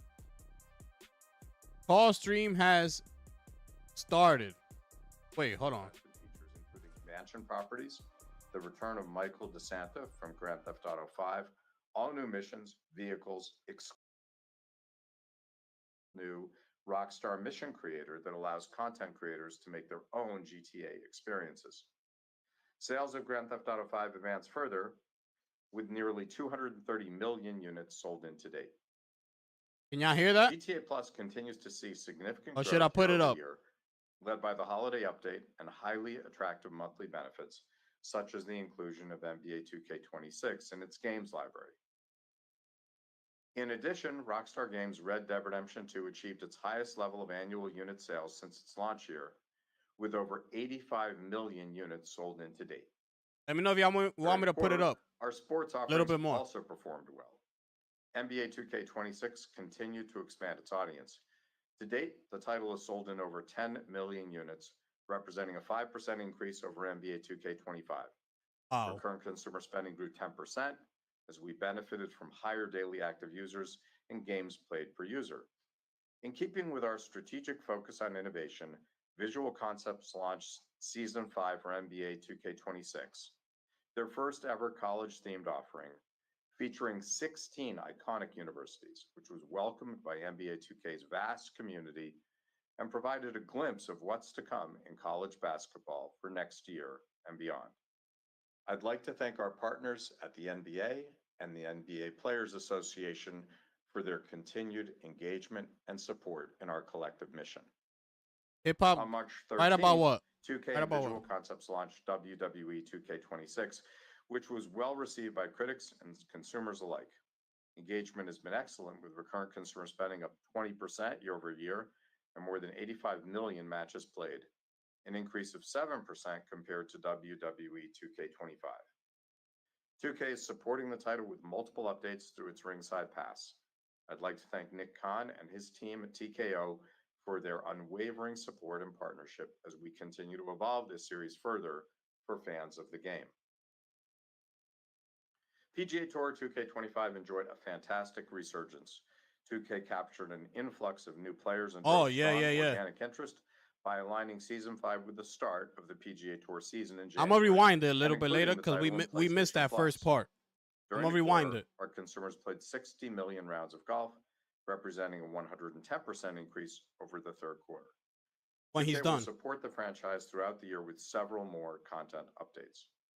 In closing, we're incredibly excited by the promise of our future for our players, our organization, and our shareholders. This year has the opportunity to be a major inflection point for our company, defined by groundbreaking entertainment experiences, creative and operational excellence, and record net bookings. With our flexible balance sheet, our strong cash position, and our expectation that we'll generate over $1 billion in operating cash flow this fiscal year, we believe that we're extraordinarily well positioned to take measured creative risks, to pursue accretive M&A, and to invest in technology that will unlock greater creative capabilities and operational efficiencies Wow. across our organization. Wow. They I'm got enough. immensely proud of our teams and exceedingly optimistic that we'll continue to drive greater success and shareholder value for the long term. I'll now turn the call over to Carl. My Thanks, man Ralph. said we got I'd enough like money thank to our take teams for another risks. strong quarter and for laying the groundwork for an exciting chapter in our company's history. That means they We could are work extremely on other optimistic about projects. our upcoming pipeline, which includes 29 titles through fiscal 2029. In the interest of precision, we are now only counting mobile games in our pipeline that have been specifically scheduled for worldwide launch within the 3-year window. Our teams continue to develop and test many new titles not reflected in this outlook, some of which may be added to our multi-year count. Fiscal 2027 is set to be a milestone year, led by the launch of Grand Theft Auto 6 on November 19th. We plan to release 6 additional titles during the fiscal year, including 2 mobile titles, 3 sports titles, which are NBA 2K27, PGA Tour 2K27, and WWE 2K27, and 1 platform extension. Our labels will also continue to provide new content and experiences that drive engagement and recurrent consumer spending across many of our previously released titles. Looking ahead, we currently expect to deliver 22 titles throughout fiscal 2028 and 2029, including 1 mobile title, 5 sports titles, 3 core new IPs, and 13 core existing IPs, which includes 7 sequels and 6 remakes, remasters, and platform extensions. Wow. We look forward to sharing more about our groundbreaking pipeline, which we believe That's will drive a new period crazy. of growth and long-term returns for our shareholders. They said 3 new I'll now turn IPs, the call bro. over to Lainey. Bro, Thanks, Carl. they Good said afternoon, 3 everyone. new IPs Fiscal coming. 2026 was an exceptional year for Take-Two, as we achieved record net bookings and operating performance. Each of our labels significantly outperformed the initial forecast we provided last May, as our teams maintained their focus on product innovation and delivering the highest levels of quality and value. I'd like to thank our teams for their passion and dedication as we embark on this milestone year marked by the highly anticipated release of Grand Theft Auto 6 and strength across our core businesses. Turning to our results, we delivered fourth quarter net bookings of $1.58 billion, which was above the high end of our guidance range of $1.51 to $1.56 billion. This reflected better than expected performance from the Grand Theft Auto series, several mobile titles, and the Red Dead Redemption series. Recurrent consumer spending growth was strong, increasing 7% over last year and accounting for 82% of net bookings. This included 7% growth for mobile and 5% growth for Grand Theft Auto Online, both of which surpassed our expectations. NBA 2K increased 10%, which represented one of the strongest fourth quarters in franchise history, but was softer than anticipated as trends moderated from the extreme growth we achieved during the second and third quarters of the year. During the quarter, we launched Sid Meier's Civilization VII for Apple Arcade, PGA Tour 2K25 for Switch 2, and WWE 2K26. GAAP net revenue increased 6% to $1.68 billion, while cost of revenue declined 5% to $741 million. Operating expenses decreased significantly to $928 million, as last year included a $3.6 billion impairment expense related to goodwill and acquired intangible assets. On a management basis, operating expenses declined 2% year over year, which was favorable to our guidance due to lower marketing expenditures, some of which shifted out of the period. For fiscal 2026, we achieved net bookings of $6.72 billion, which was above the high end of our guidance range of $6.65 to $6.7 billion. Recurrent consumer spending grew 17% and accounted for 78% of net bookings. NBA 2K grew over 30%, mobile increased 13%, That's and Grand crazy. Theft Auto Online increased 6%, all sharply exceeding our initial May guidance. Operating cash flow was $624 million compared to our forecast of $450 million, reflecting our fantastic fourth quarter. That's We crazy. spent approximately $163 million in capital expenditures, which due to timing is favorable to our forecast. GAAP net revenue rose 18% to $6.65 billion and cost of revenue increased 11% to $2.8 billion. Operating expenses decreased significantly to $3.9 billion due to the impairment charges that I mentioned previously from last year's fourth quarter. On a management basis, operating expenses rose 7% year over year, which represented strong leverage over the prior year. Today, we are providing our initial outlook for fiscal 2027. We project net bookings to range from $8 billion to $8.2 billion, which reflects approximately 20% growth over fiscal 2026, primarily due to the launch of Grand Theft Auto 6 on November 19th, along with successful execution across our entire portfolio. The largest contributors to net bookings are expected to be the Grand Theft Auto series, NBA 2K, Toon Blast, Match Factory, Empires & Puzzles, the Red Dead Redemption series, Words with Friends, Color Block Jam, and Zynga Poker. We expect recurrent consumer spending to be flat to fiscal 2026 and to represent 65% of net bookings. Our recurrent consumer spending forecast assumes NBA 2K is up high single digits, the Grand Theft Auto series is up, and mobile is down due to last year's success of Color Block Jam and our assumption that trends will moderate for several of Zynga's mature mobile titles. We expect the net bookings breakdown from our labels to be roughly 36% Rockstar Games, 35% Zynga, and 29% 2K. We are forecasting operating cash flow in excess of $1 billion, and we expect to be in a net cash position by the end of the fiscal year. We plan to deploy approximately $200 million of capital expenditures for game technology and office buildouts. We expect GAAP net revenue to range from $7.9 to $8.1 billion and cost of revenue to range from $3.5 to $3.62 billion. Our total operating expenses are expected to range from $4.18 to $4.2 billion. On a management basis, we expect operating expense growth of approximately 8% year over year, which represents significant leverage over fiscal 2026. This growth is largely due to higher marketing expense to support the launch of Grand Theft Auto 6 and our new mobile releases, as well as higher R&D costs. Now moving on to our guidance for the fiscal first quarter. We project net bookings to range from $1.32 to $1.37 billion compared to $1.42 billion in the first quarter last year. The largest contributors to net bookings are expected to be NBA 2K, the Grand Theft Auto series, Toon Blast, Match Factory, Empires & Puzzles, the Red Dead NBA Redemption 2K, series, bro. That's Color why you Block will Jam, never see Words with changes. Friends, and Look Zynga how much Poker. money that shit We makes, bro. project recurrent consumer spending to decline by approximately 3%, which assumes high single-digit growth for NBA 2K and declines for mobile and the Grand Theft Auto series. We expect GAAP net revenue to range from $1.45 to $1.5 billion and cost of revenue to range from $578 to $594 million. Operating expenses are planned to range from $926 to $936 million. On a management basis, operating expenses are expected to grow by approximately 3% year over year, primarily driven by a modest increase in personnel costs. In closing, fiscal 2027 will introduce a new level of operating performance, which we expect to sustain well into the future, driven by a robust pipeline and expansion opportunities across our core franchises. With our focus on incorporating new technologies and tools, we feel confident in our ability to scale our business, generate operational efficiencies, and leverage the power of our balance sheet, which we believe will drive long-term shareholder returns. Thank you. I'll now turn the call back to Strauss.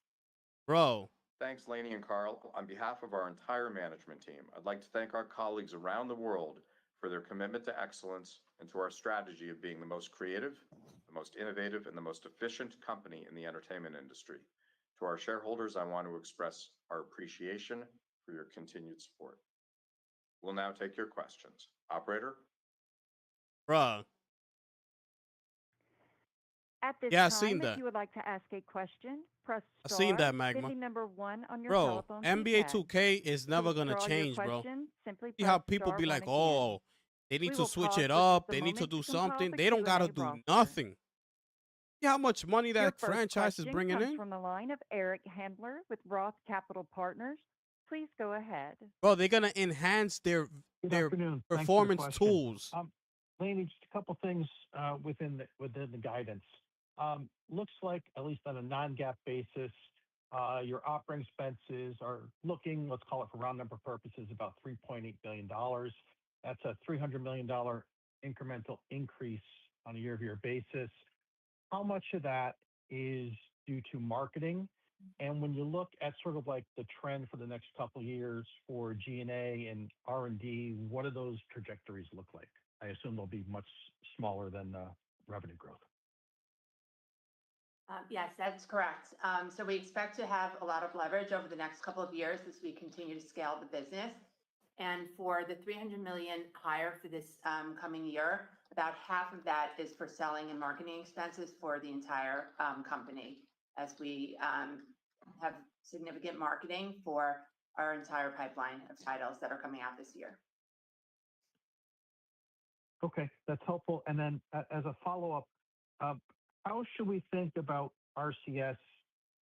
And once GTA 6 comes out, how are you sort of thinking about the trajectory of GTA Online when that game is launched?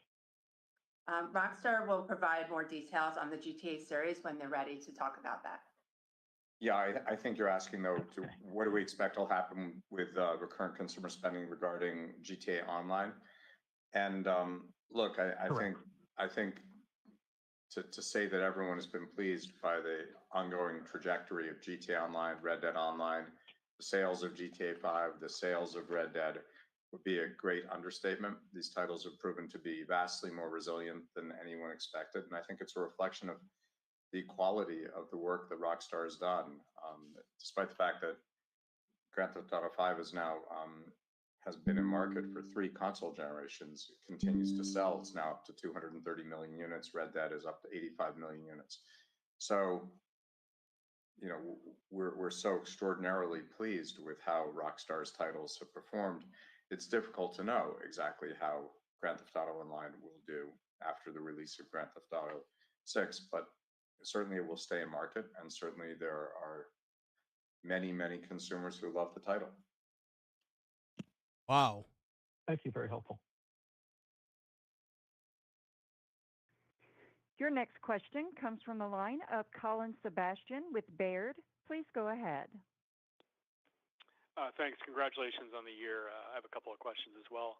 I guess first off, as cash flow influx in per the guidance for the coming fiscal year, how are you guys thinking about capital allocation between returning to shareholders versus other uses? And I have a follow-up.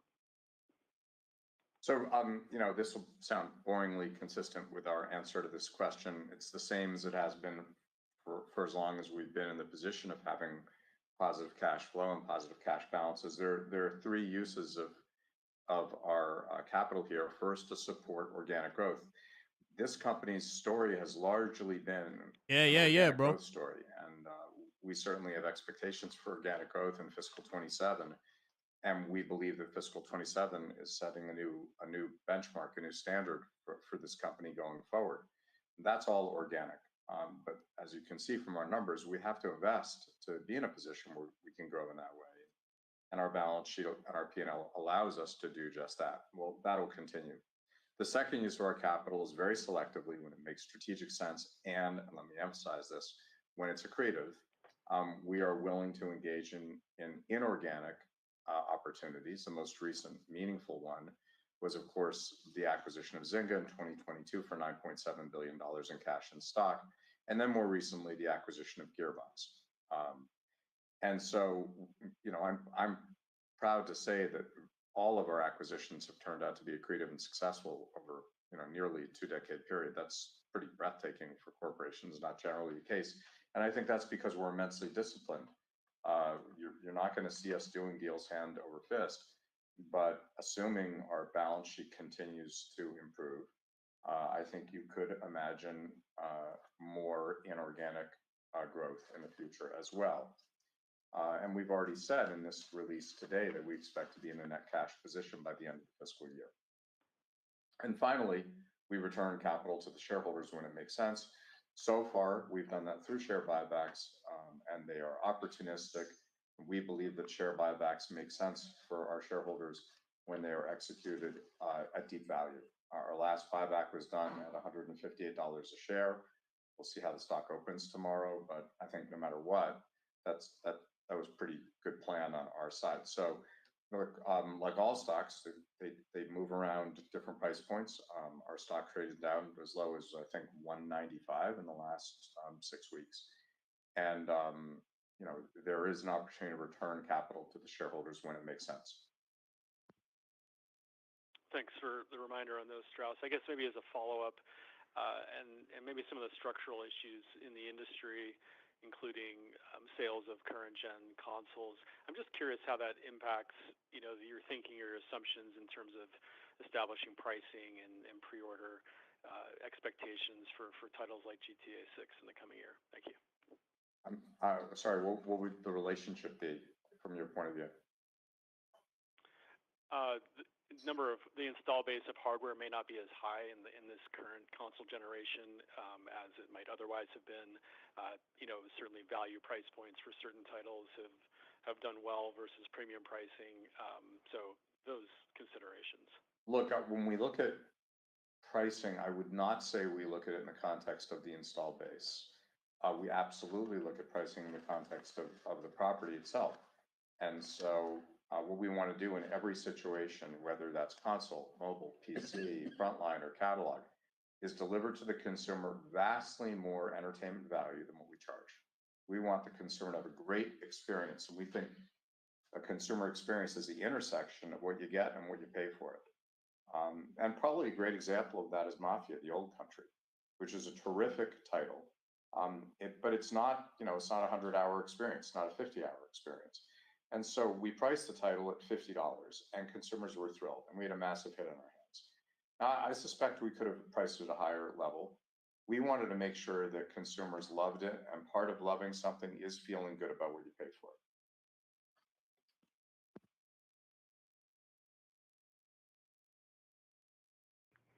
Your next question comes from the line of Doug Creutz with TD Cowen. Please go ahead.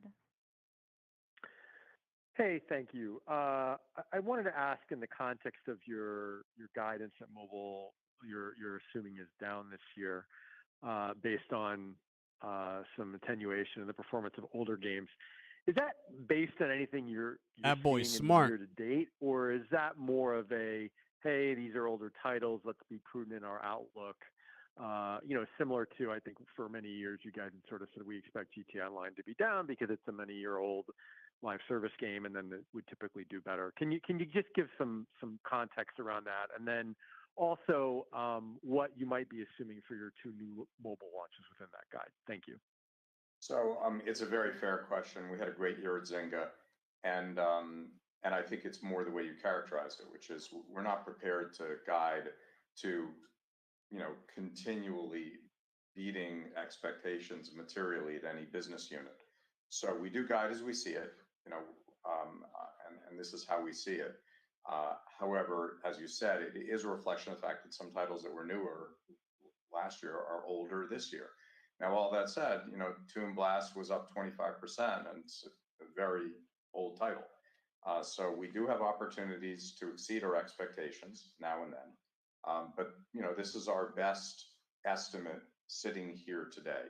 As far as our expectations around new launches, we in the mobile side particularly, we never anticipate huge numbers because it's just impossible to do so. Hit ratios are just too low. So our guidance would typically reflect our expectations around the marketing spend in the year, because we would never guide around doing something silly. In the mobile business, if you're getting bad immediate results from a marketing spend, you stop doing it. And our dev costs are pretty manageable in the mobile world. So I would say, unlike say console, where you have a big release go through, I'm not going to give you the example you want. So we have basketball coming up. Like we know how many units it sold so far. 10 million units sold in to date. We know the prior year, the year before that. We have a sense of the market. Like we can estimate that pretty well within a band. But with mobile, we just don't have the ability to do that. So I think it is. You correctly intuited that our mobile numbers would not include an expectation for some massive new release hit. Very helpful. Thank you. Your next question comes from the line of Corey Carpenter with JP Morgan. Please go ahead. AP Morgan. I had two questions on NBA 2K. Clearly, I think record year for the franchise this year, but hoping you could expand a bit on the trends you saw in the quarter. I think they moderated, you said in the prepared remarks, a little more than you'd expected. So what did you see there? And then, Carl, maybe could you talk a bit about the engagement that you saw with the initial college basketball rollout? Thank you.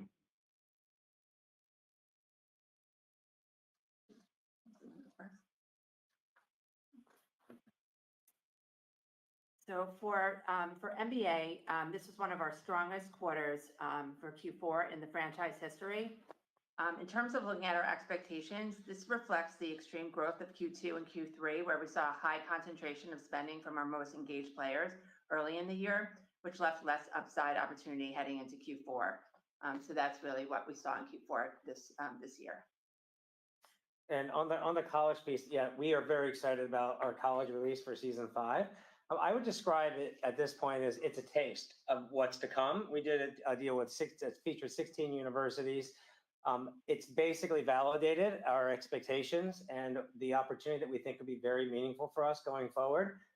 So the short answer is stay tuned. It's very exciting for us, and we're very happy how things have turned out so far. And maybe as a follow-up, Strauss, on the last earnings call, Google Genie had just launched in beta. There's been some conversations more recently around the ability for AI to perhaps create GTA 6 in a couple of months. I know this is a bit of a generic high-level question you've touched on before, but just given this remains a pretty big debate among investors, thought it'd be helpful to hear your latest views just around what you're seeing in AI and how you expect it to change the gaming industry and Take-Two in particular. Thanks. We remain enormously optimistic. Technology helped build this company. Video games are created largely inside computers and always have been. When I started in the video game business in 1993, we were making 32-bit games, and they certainly look anything like they do today, and that's all driven by tech. I think the sort of confusion surrounds a belief that somehow more efficient asset creation puts us at some disadvantage or creates a competitive advantage for someone else. And I just don't believe that's the case. To the extent that technology allows anyone to do a better job in asset creation, naturally we'll avail ourselves of the same technology. If you take a look at the tech in market that is currently licensed for the creation of video games, it's licensed broadly. No one exclusively licenses technology for video games. So if a competitor has access to AI and that allows someone to do something better, quicker, cheaper, then we would have access to the same thing. The second point that I've made that I would stand behind is that the asset creation is not the same as hit creation. So, the entire story around the Gemini release was, wow, you can create assets that look like video games more easily than you could before. I hope that's true because that'll benefit us naturally. We have three-part strategy: be the most creative, be the most innovative, be the most efficient. Seems to me that even if it doesn't help with creativity, it certainly should help with efficiency and innovation. So that could be thrilling, but we do have to remind ourselves asset creation is not the same as hit creation. And the best example of that is, there are thousands of new mobile releases a year, but there's a handful of new mobile hits a year, and we make some of them. Despite the fact that everyone has access to the same tech, because everyone licenses exactly the same underlying technology for the creation of mobile titles as we do. I remain highly optimistic. Now I'll give you a real world example. I was visiting one of our studios, and they showed me some advertisements that they were putting together to advertise their games. And these were live action ads, and they were funny and cute, 15 to 30-second ad units that you've seen a zillion times. They were all created with AI, licensed AI, legal AI. And the script was done in-house for free, well, by colleagues who work at the company already. And the software was used, AI software was used. The entire cost of making the spot was zero. And previously, we hired third-party companies to actually create those with human beings. And those spots could cost $25,000, $50,000, $100,000. Now, please note, not only were we not interested in reducing our headcount to make this happen, we didn't have the opportunity to reduce our headcount to make this happen. The entire marketing team at this particular studio is 2 people. They're doing a great job. But what AI has allowed them to do is be more efficient, make great stuff, and do it cheaper. This is all a benefit to our company. Cost them zero. Thank you. When normally would have cost them to about 100 to Your next 200,000 question comes from the line for of that Chris marketing Sewell with for a UBS. 30-second ad, Go ahead. and that's for a small company Great, that he thank was you. talking about. Strauss, I believe it was a few quarters ago you mentioned your expectations for GTA 6 continue to increase. Any updates you can provide on your general expectations and levels of confidence for the franchise based on the indicators you have at this point? And how do you expect that this title will perform relative to GTA 5? And then, Lainie, maybe I know there's a lot of noise to margins this year with the marketing and the software amort, but I believe I heard you said there's a lot of leverage over the next few years. But can you just remind us how you're thinking about the ability to return to the historic margin levels that Take-Two used to see? Thank you. I don't recall the comment you alluded to. I'm pretty much, I think I've always said the same thing, which is, how could we not be? We're all extraordinarily excited about what Rockstar Games is working on. We're all incredibly enthusiastic about the upcoming release. And equally, this is a management team that never claims success before it occurs. And I'm pretty sure that every time we've had the luxury of having a conversation about an upcoming release that looked good, I've said, we absolutely never opine on how high is up. We certainly work toward the best result and hope for the best result. But that is out of our hands. What's in the hands of Rockstar, from a development point of view and a marketing point of view, is trying to make the best entertainment property they possibly can, and then bringing it effectively to consumers all over the world. That's what we aim to do, and we do feel really, really good about it. Margin improvement remains a key priority in our financial strategy, but we recognize that margins will fluctuate over time based on a variety of factors.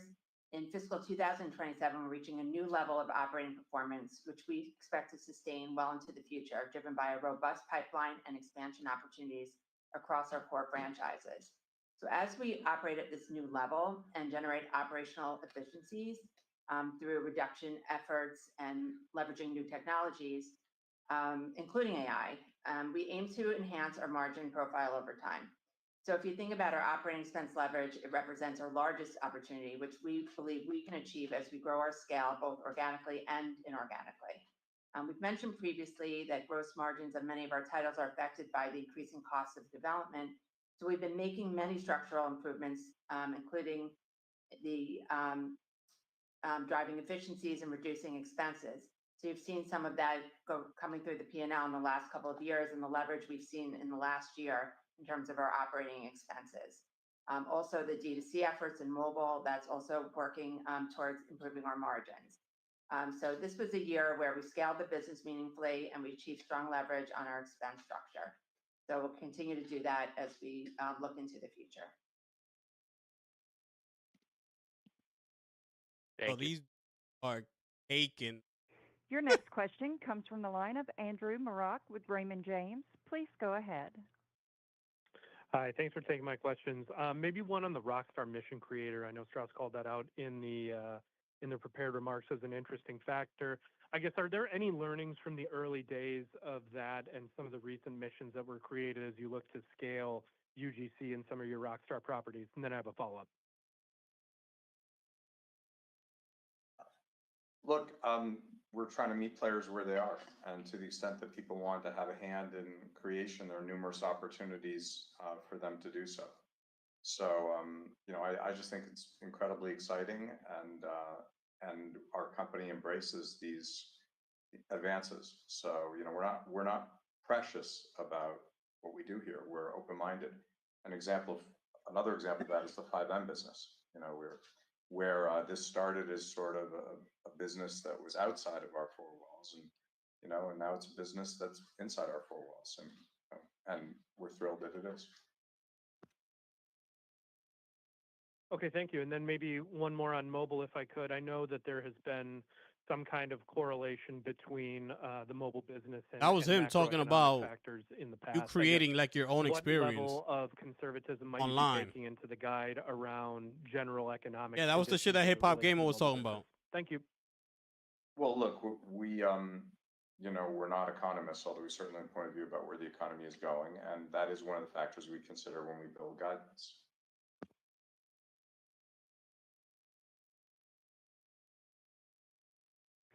Your next question comes from the line of Matthew Cost with Morgan Stanley.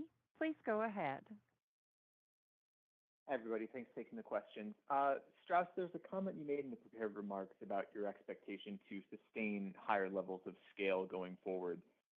Just given the potential for Grand Theft Auto's performance this year, that's a high bar to clear going forward. So as investors think about the opportunity to sustain your scale off of that base, how should they think about the mix between just an ongoing significant revenue contribution from Grand Theft Auto versus the pipeline that you went into some good detail in the prepared remarks discussing? And then I have one follow-up. Thank you. So it reminds me of my SATs. It's box D, all of the above.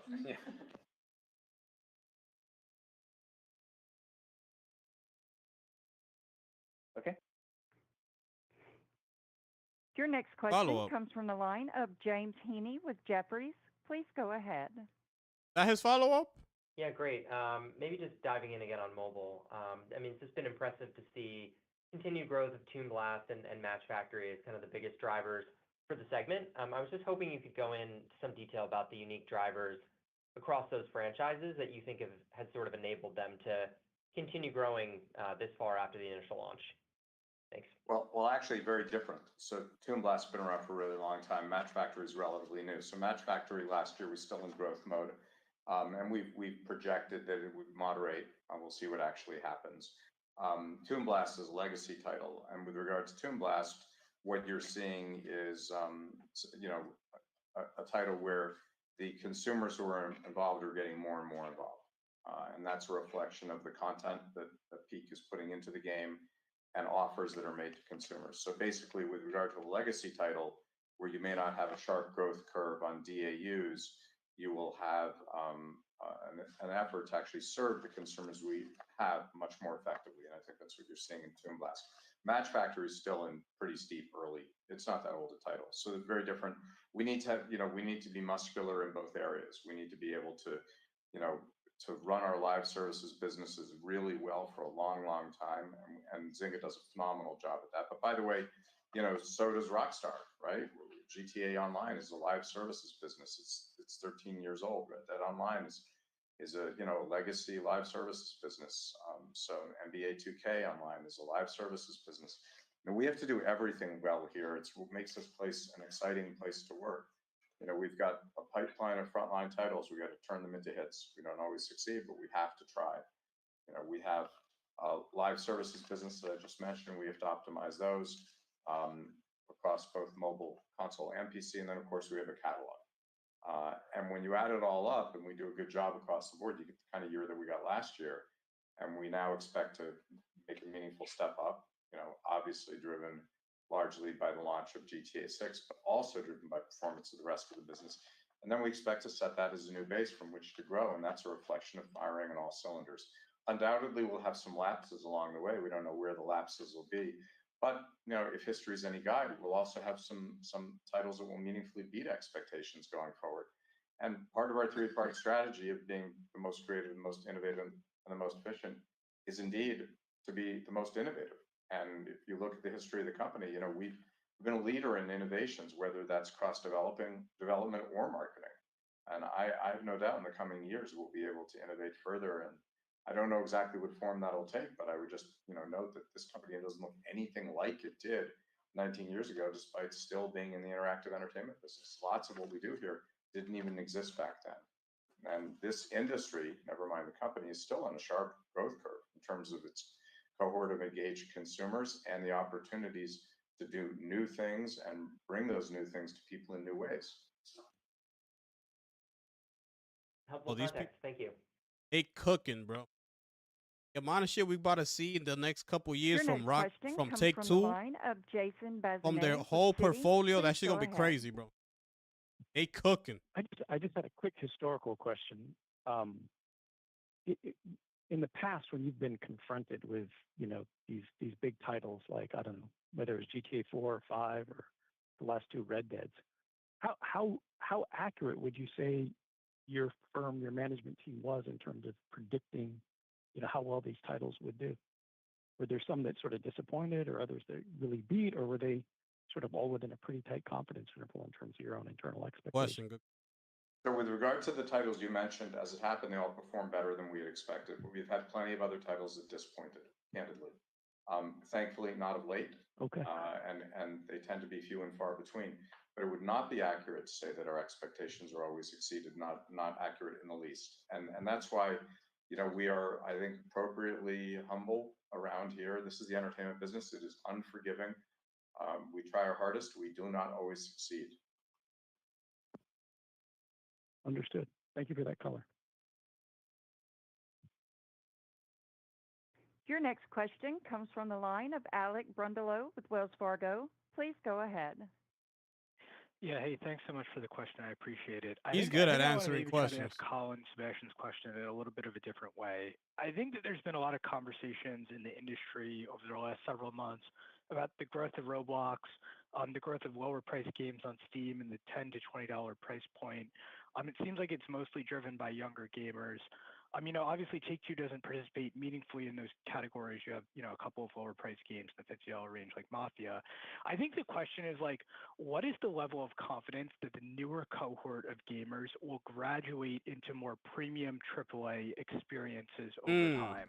I think the question is the young person that's playing Roblox, are they going to want to play $80 Grand Theft Auto 6 when they grow up, or might they be habituated onto lower fidelity titles? Any thoughts there would be helpful. So actually, it's the contrary. When entertainment properties are aimed at children, I don't know if you have children, but right around the age of 10 or 11, they do not want to be children anymore. They want to be teenagers.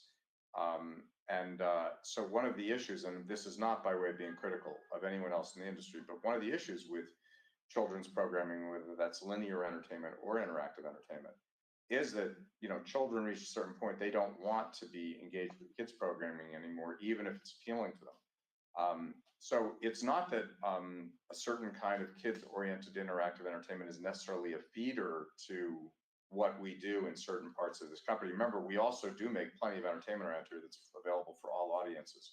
But with regard to our M-rated titles, it's not necessarily the case that something else is a feeder to it. It's a different business. But it is a business that is only available if you're 17 or above.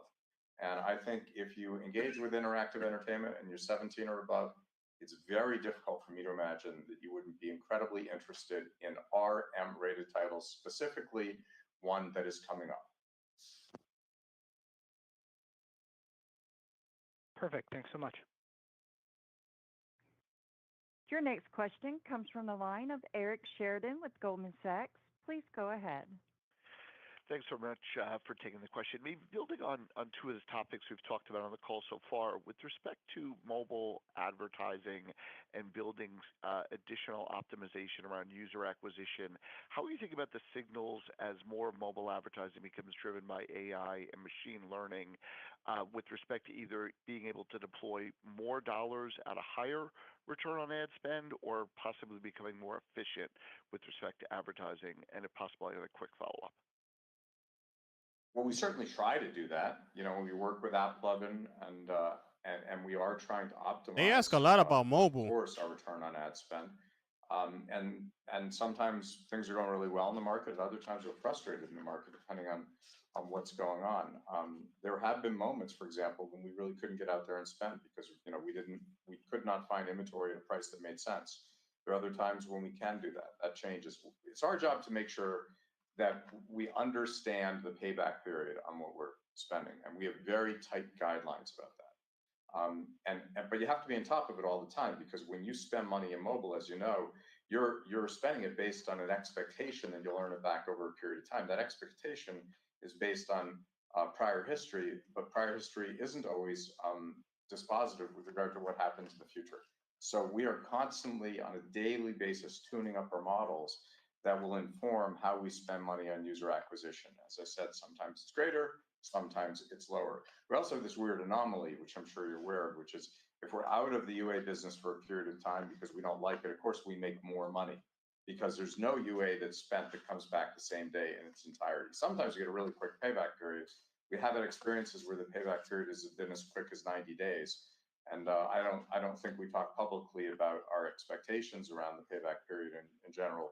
But let's just say I think we're more conservative than most. To answer your question, are there new opportunities to be more efficient in this area? Yes, I believe so. And of course, it's not lost on anyone that after Apple changed their attribution characteristics, the entire industry was challenged. But you can see from our own results with Zynga last year that we have This is a mobile surmounted those question. challenges, and we feel pretty good about how the business operates now.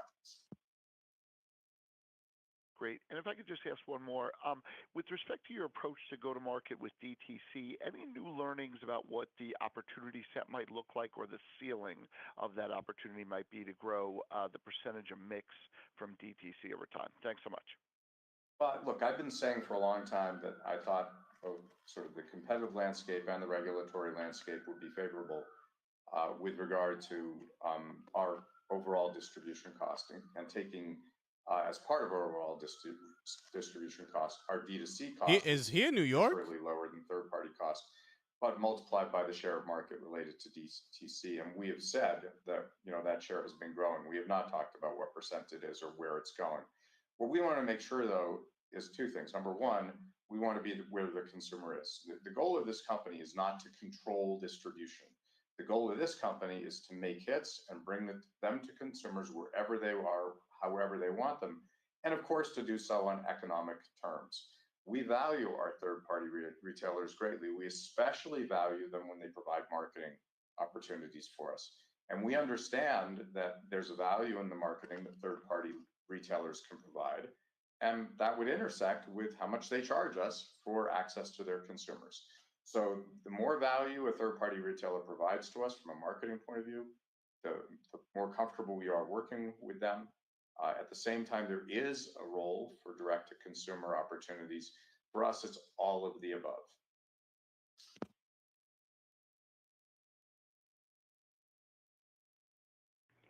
Your next question comes from the line of Mike Hickey with StoneX. Please go ahead. Hey, Strauss, Carl, Laney, Nicole, congrats, guys, on a great year and a great guide. Very exciting. Just two questions, Strauss. First, I think you referenced before being astonished by Rockstar's marketing creativity. Clearly, they've got precedent there. Can you talk, I guess, philosophically about how Rockstar thinks about building anticipation for a game launch of this scale, and how beneficial that marketing effort can be in terms of sustaining or even building demand for around the current GTA ecosystem, and if that ancillary benefit is baked into your guidance? A follow-up.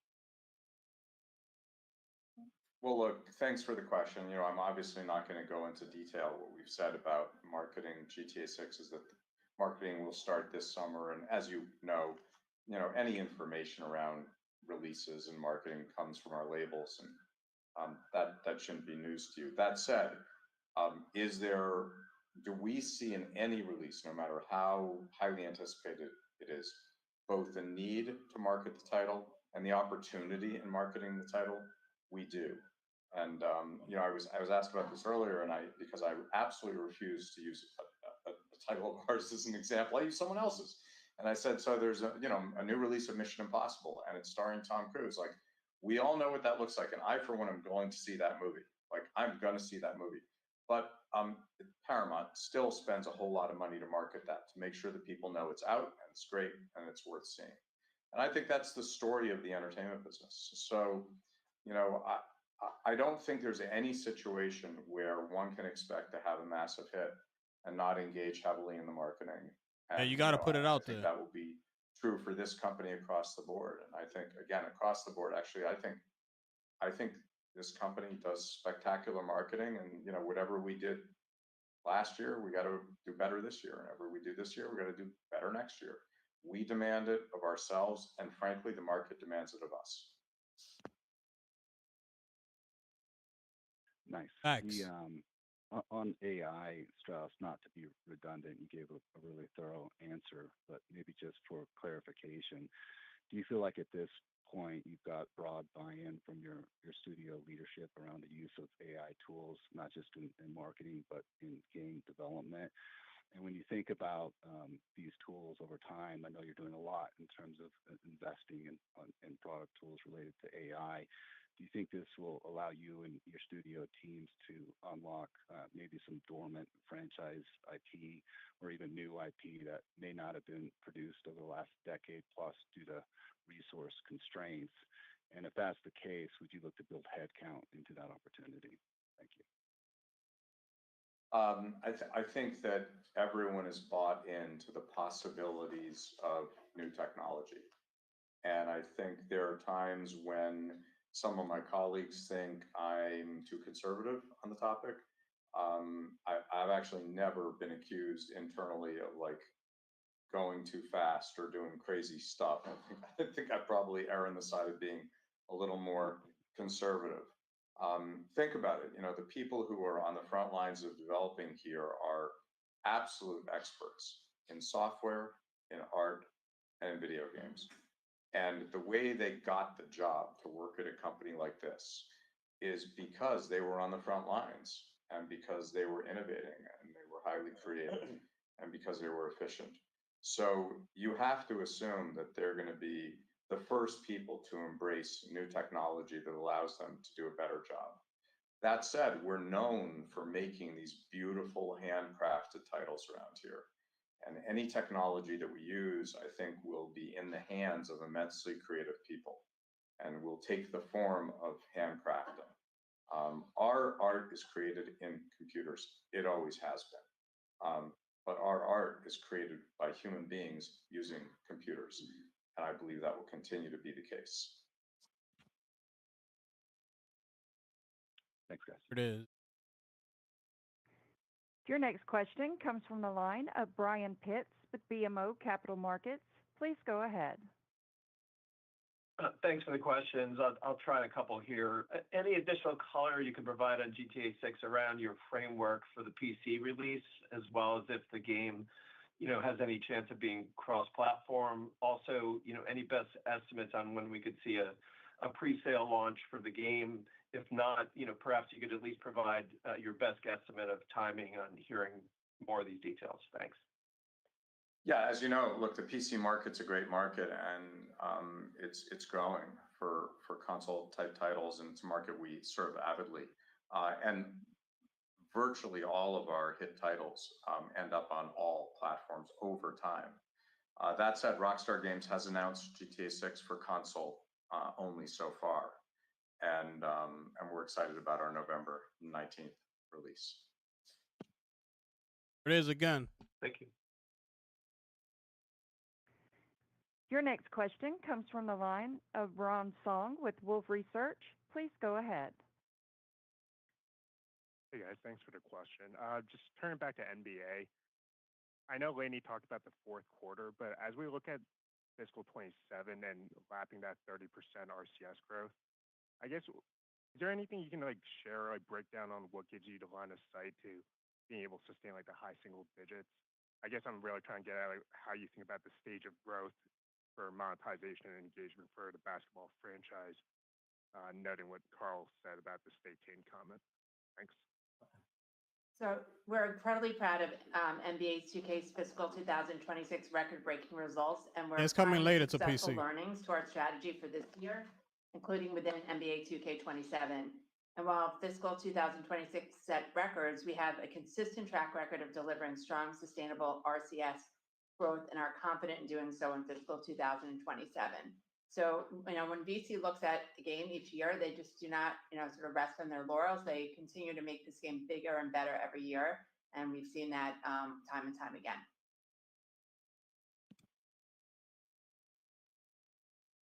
NBA 2K is banking. Your next question comes from the line of Martin Yang with Oppenheimer. Please go ahead.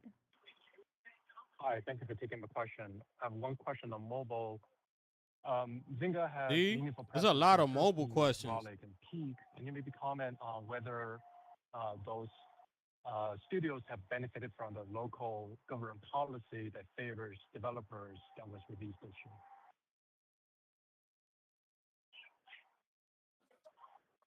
So obviously we've had a lot of great success in the Turkish market from a development perspective. Some of our biggest and best titles and our studios are in Turkey.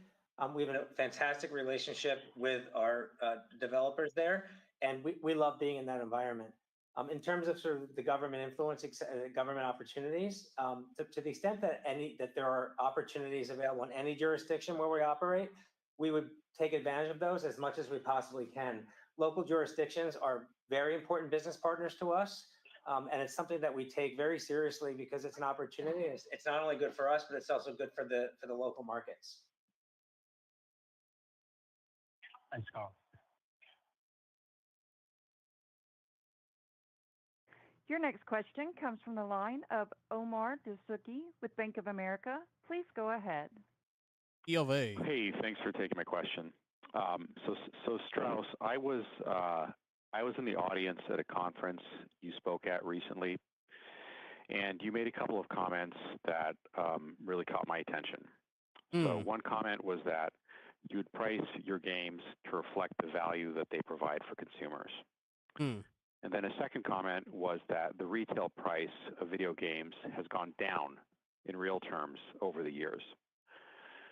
So do your comments imply that you also believe a $70 price tag would be too low for GTA 6 relative to its value to consumers? Because by that logic, a $70 price tag implies to me that the consumer value of GTA 6 will also go down. Now, if I've misheard your comments, I apologize. However, if my logic is flawed, then what would a $70 price tag imply about the consumer value of GTA 6 relative to its predecessor? I think what I was trying to get at was on real terms, video games have become a better and better deal for consumers over a period of time, and that's a good thing. So I don't think the comments are in conflict. In other words, if you can give people something really great and you can offer it on really favorable economic terms, that's a win-win.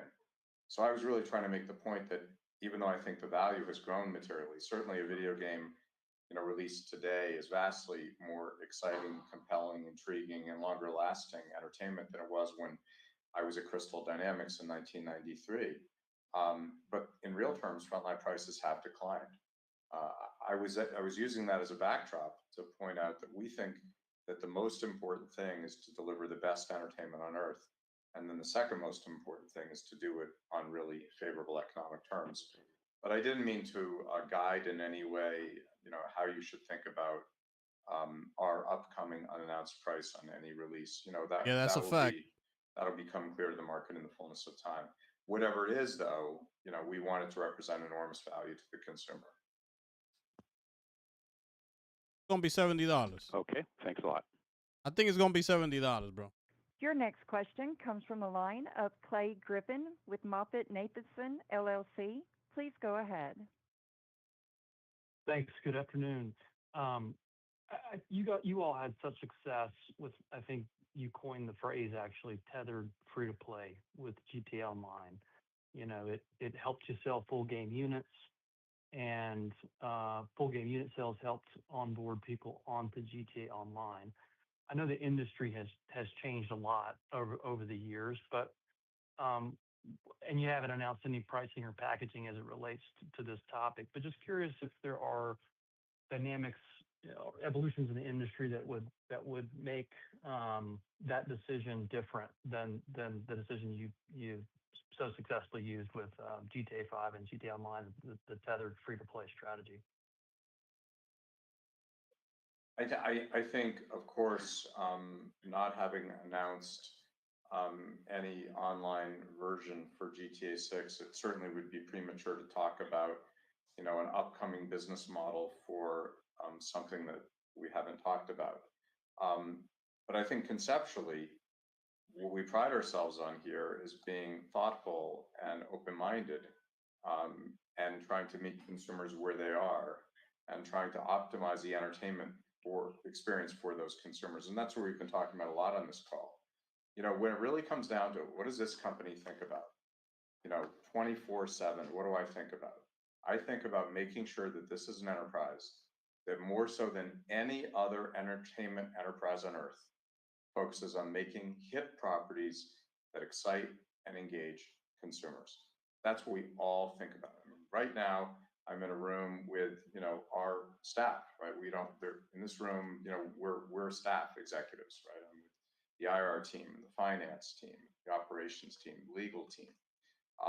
But our job, we don't make the titles here. We don't market them, not in this room, not the room that's talking to you today. But our mission is to make great entertainment properties. And if we get that right as an organization, all 14,000 people, full-time colleagues and contractors associated with Take-Two and our affiliates, focus on making the best entertainment on earth, then everything else will take care of itself.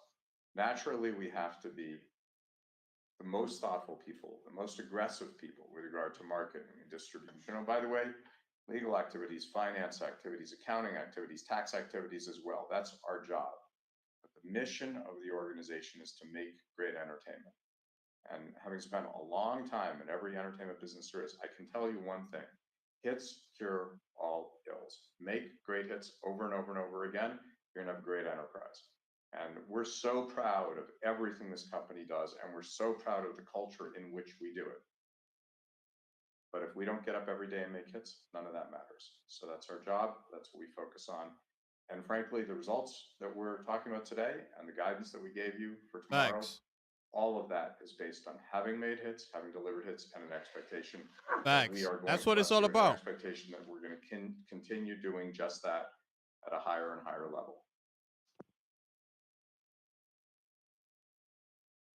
Thank you. Thanks for that.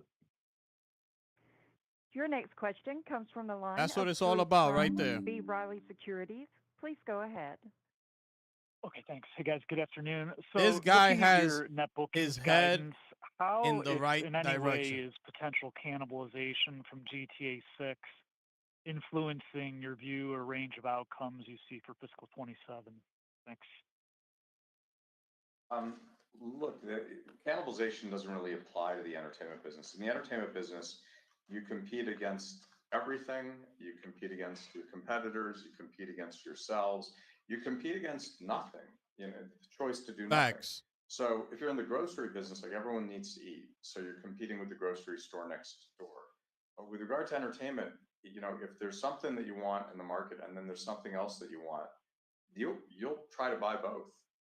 And if there's nothing that you want, you won't buy either. So there's no one-to-one cannibalization. And in fact, history shows that when there's a big hit in the market, you know what it does? It energizes consumers around the entertainment market and they consume more. So I actually think if we're fortunate enough to have the kind of year that we expect, maybe we'll even do a little better than we expect.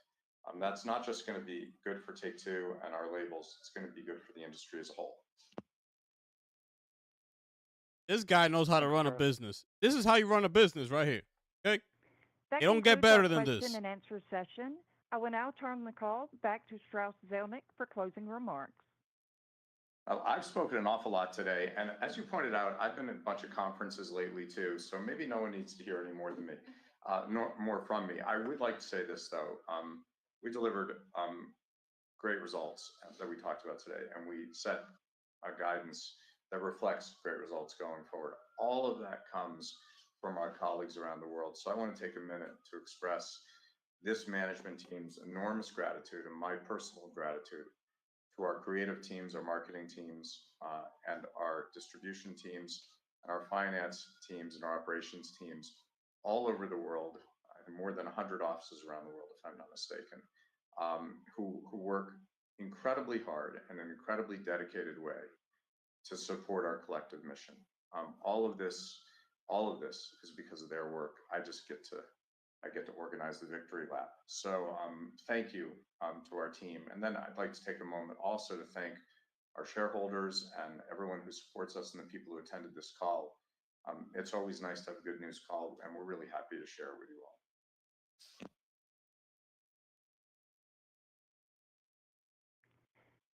Ladies and gentlemen, this concludes today's call. Thank you all for joining. You may now disconnect.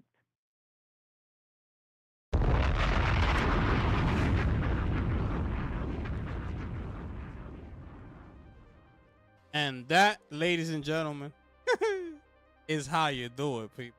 You understand what I'm saying? You understand what I'm saying? These are facts, people. Rocking with the gift on it today, ladies.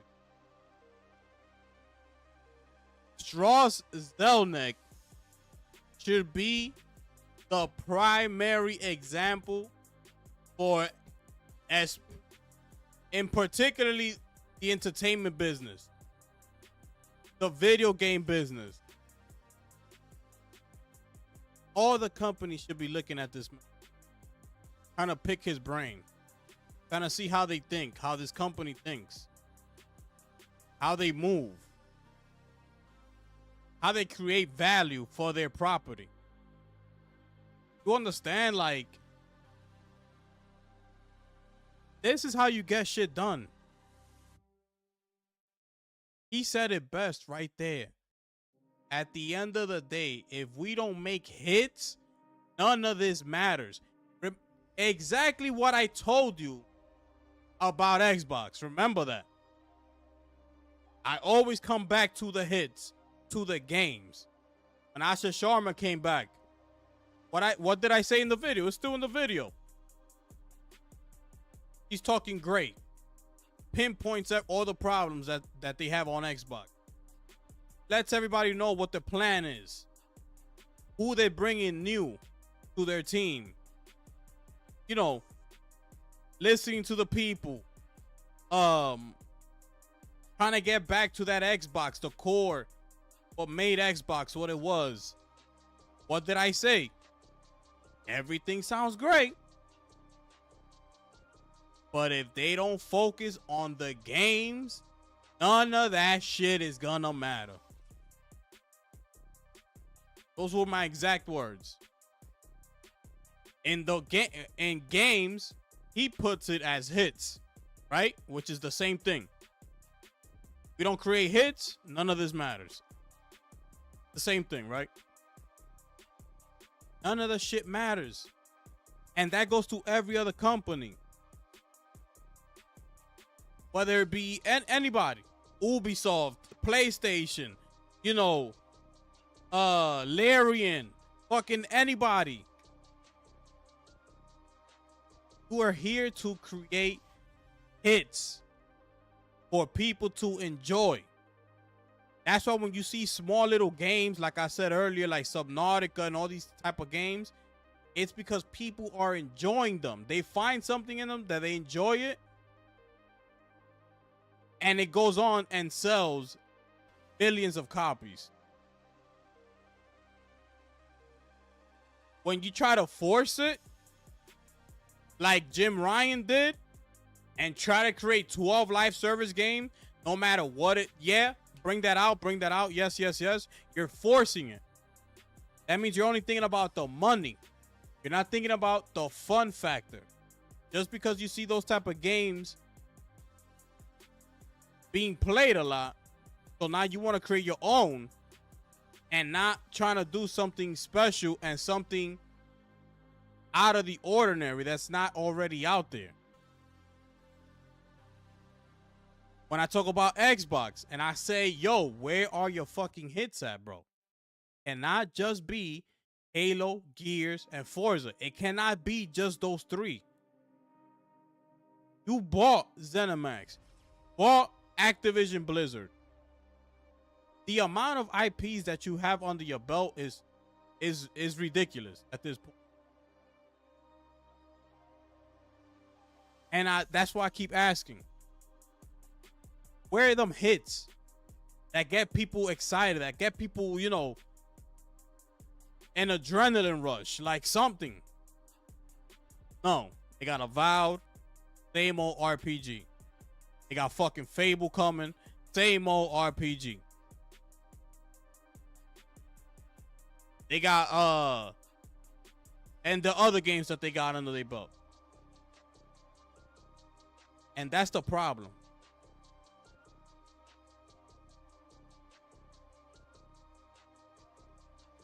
Xbox don't have hits. They need hits. And PlayStation gotta get their shit together. Because the hits that they got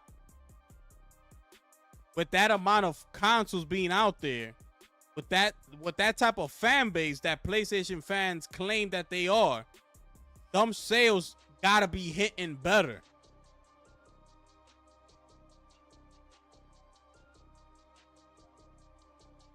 You have great third-party partnerships, yes, you do. But you also got first-party studios that you own yourself. Those are the ones that's gonna make you the most money. Because the third party, you still gotta cut them a check. You still gotta cut them a percentage. The first parties, you keep 100%. That was the problem when y'all started bringing in Sweet Baby Inc. and all this shit. Live service, Sweet Baby Inc. That shit completely derailed in the direction PlayStation was going in. I want to start adding all this bullshit into your games. What you call that? An agenda. What you call that? Trying to force something onto people. What the results are? You know what they are. Cancellations after closing studio, canceled, everything. Why? Because you're trying to force people to like something that you want us to like. Draw Zelnek? Nah, fuck all that. Is it a hit? Nah, because we try to put Sweet Baby Inc. Take that Sweet Baby Inc. out my fucking game. That's gonna cost me money. It's not a hit. Take it out my game. PlayStation? No, leave it. No, leave it in the game. This chick has been bald for the past 3 movies and the 3 shows. She's bald in the video game. Nah, leave it. Yeah, but a lot of people not liking it because she's already been bald for like 4 straight movies. Leave it, I said. Draw Zelnek, he would have been like, oh, word? Fire. Put some hair on the bitch. Put her up in the game. Make the shit good.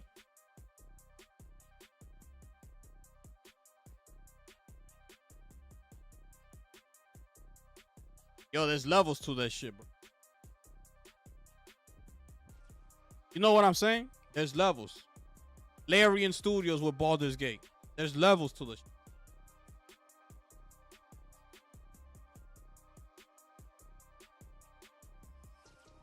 So, this is why Take-Two is at the forefront. This is why GTA 5 has crossed over how many copies? 320 million copies sold. Or was it 230?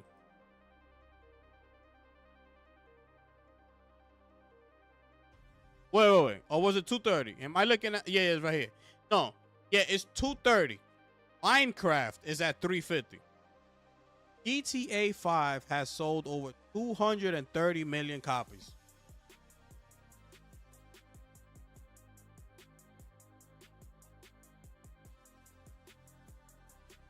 They noticed they had a hit on their hands. They expanded on that. Gotta grow. The company gotta grow. Red Dead Redemption. They saw they had a hit. They expanded on it. Make it better.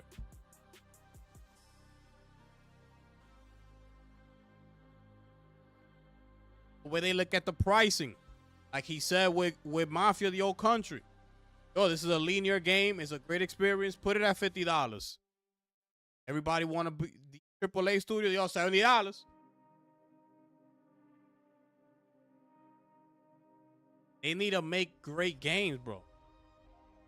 Spider-Man, I tell you, Spider-Man being one of PlayStation's biggest IP, they shouldn't be too thrilled with that.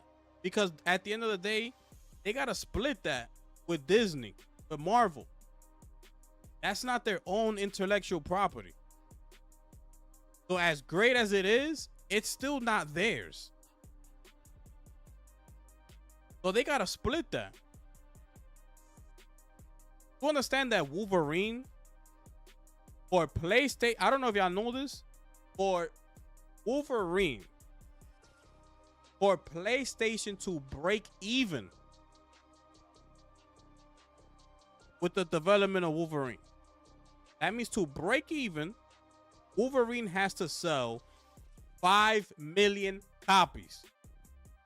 Understand that? Break even. To start making a profit, they got to start selling.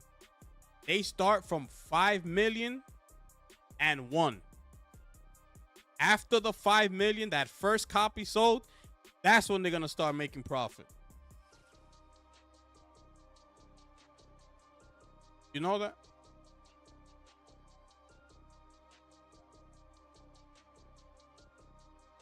Sony is also obligated when they're developing games, Marvel IPs, the budget has to be at least the bare minimum of $130 million. They cannot make a Marvel IP with a budget any lower than $130 million. It is projected right now, I believe Wolverine is sitting at like $300 million. I believe it is.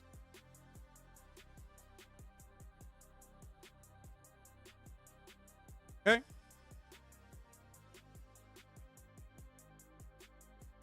So that's a Marvel. You got to share that. So that leaves us God of War, Naughty Dog, and the Ghost series.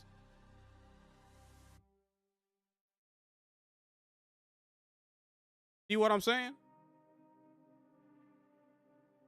They need more. They need to start thinking differently. Make different type of games. Bring a different experience. They got all these studios. Like I told you, they got like Santa Monica. You're only known for God of War, bro. Who milking the cow, brother. At some point, people gonna be like, yo, what's up? Like, there's nothing else you got for me?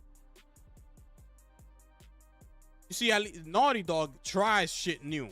They try new things. You know? So, we still gonna wait and see what Intergalactic does. But these people are projecting 22 million copies sold on the first day, bro. the first day. Red Dead Redemption is up to 85 million sold. Got Mario Kart out there. Mario Kart 8 Deluxe. Set up to like 73, 75 million.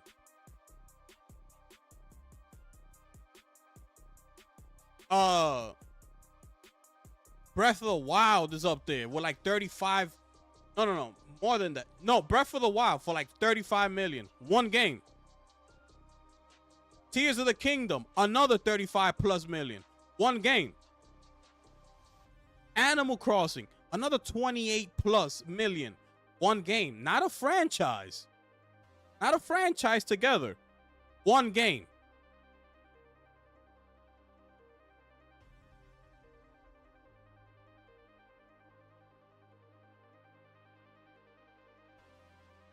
PlayStation has the talent to create something spectacular, bro. They gotta do it. Xbox, I'm not even putting that pressure on Xbox because they don't know what the fuck they doing. I think those developers been so deep in a hole this whole time with this whole Xbox Game Pass bullshit that they sold them, that they don't even know how to be creative anymore. I truly believe that.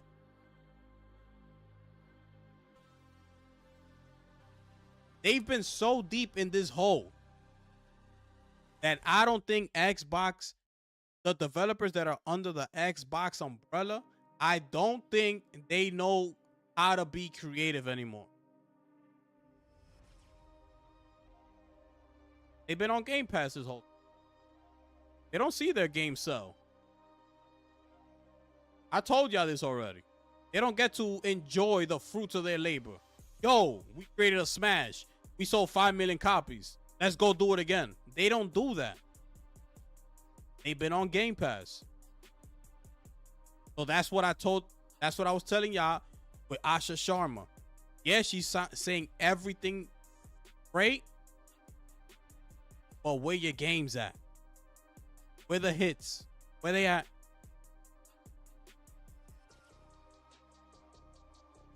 Nothing's gonna work without the hits.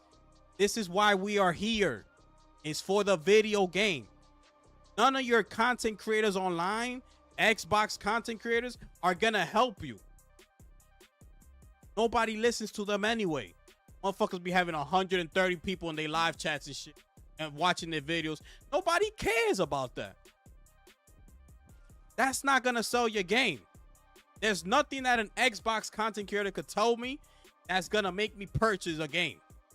Nothing. I have to see it and be like, "Oh, okay." All they're bringing is console warring up in here. They're not bringing no value to the Xbox community.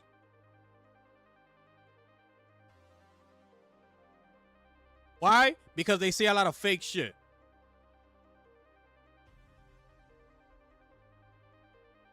Why? Because they're only worried about their platform, not yours, Xbox. They're worrying about their numbers. So those content creators that y'all keep talking and flying out and all this shit means nothing. Because they're not going to tell you when your game is trash or not. They're not going to tell you when you're wrong. Because if their numbers are looking good, they're not going to tell you. Meanwhile, you thinking that they know about the industry, that they know about video games. Meanwhile, they don't know shit. They don't know shit. And that leaves you, Xbox, back at square one. Why? Because you over here still doing the same shit with these dumbass Xbox content creators. Don't know shit. They don't know shit. They're here to console war. They're not here to better your platform. They're not here to tell you, yo, that game is trash.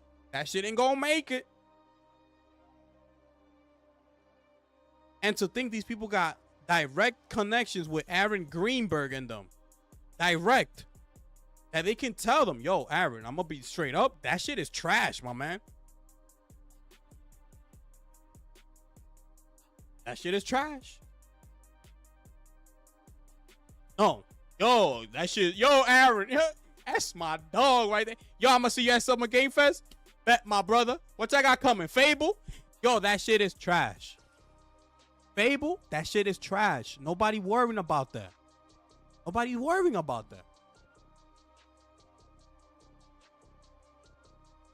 Motherfuckers is happy that they get to kick a fucking rooster off the ground. That's what you happy about? Shit is trash. It's trash. You cancel Perfect Dark. You're trash. Perfect Dark could have been a hit. Y'all don't know what y'all doing. It's trash.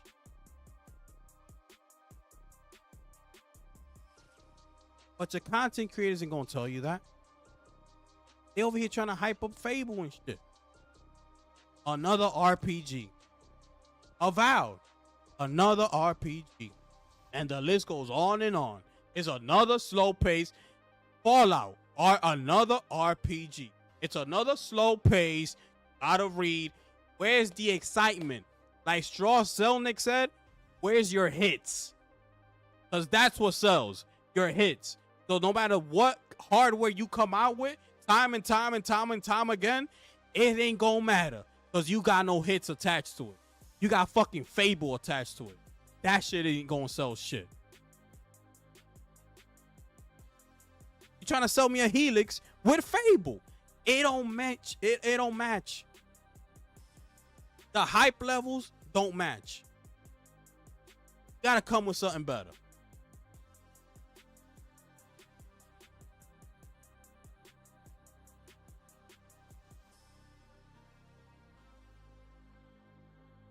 Xbox content, y'all gotta do better. See, they not worried about their own platform. Know what I'm saying? They too worried about their own platform. This man, Strauss Zelnick, brother, he brought the heat today, brother. That's all I'm gonna tell you. That's all I'm gonna tell you. This motherfucker brought the heat today. The way he answered questions, straightforward, straight to the point, told his shareholders what they needed to hear, not what they wanted to hear. Because if you hear him answering questions, he's up in there like, yo, yeah, mobile ain't the same. This, that, and the third. We can't give you those expectations for mobile. Why? Because that's a different type of market. We could tell you about this. I can't do that for this. So I can't answer that question how you want. He told the motherfuckers what it is. He told them.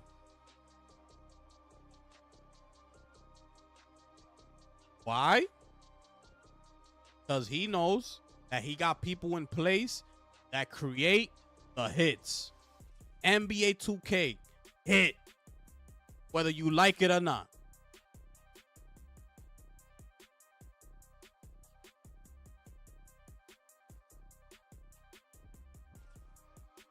So,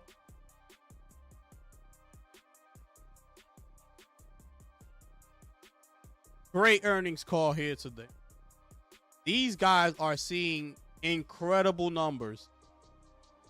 Do you understand that Take-Two has in the top 3 video games sold to date?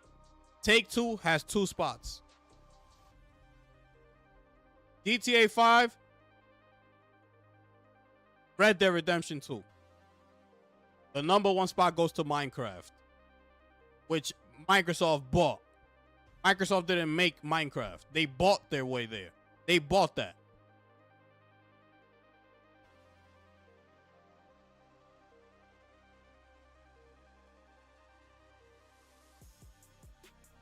PlayStation has the people in place. Well, I don't know if they have the people in place. No, they don't, actually. Let's take that back. They don't have the people in place to make hits like that. No. Those people are out the door. They gone. They retired. They were forced out. They gone. They gone. So what are we looking at now? What are we looking at?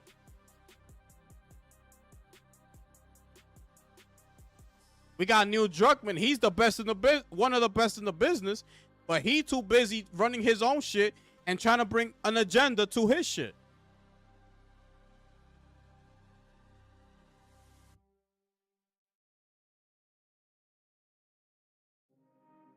So it's like a mixed bag. We don't know what to expect from Intergalactic, bro, when it comes to sales and shit like that. But, you know, I still got faith in Naughty Dog, man. I got faith in Neil Druckmann that he'll bring an incredible experience. Know what I'm saying? But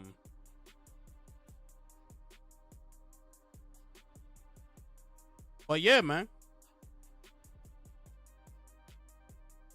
PlayStation gotta get their shit together, bro. They gotta get their shit together.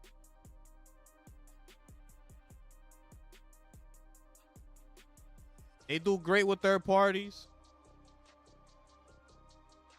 Well, they gotta get their shit together. This man got his shit together.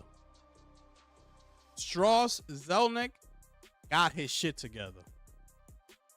He wakes up and he goes to work. He understands the business. He understands what makes money. He understands that. Okay? Entertainment. You need to entertain people. You got motherfuckers like Phil Spencer talking about our competition is TikTok. We're competing against. I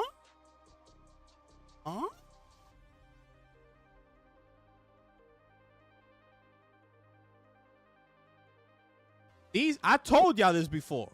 I told y'all this already. That these people are, especially Xbox, they're thinking about everything around the sun except the main thing, which is the video game. That's the main thing.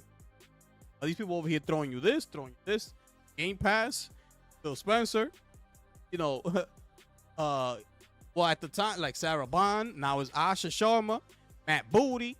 We doing this, this and that. We over here. Where the new IPs at?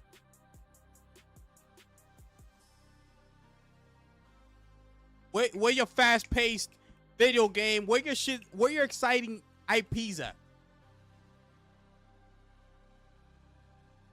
Where they at?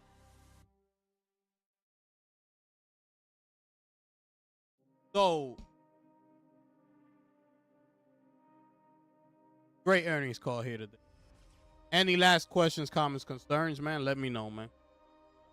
I said my piece.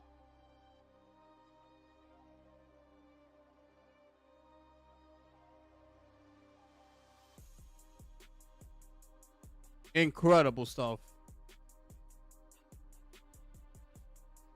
Was I spitting or what? Was I in my bag or what?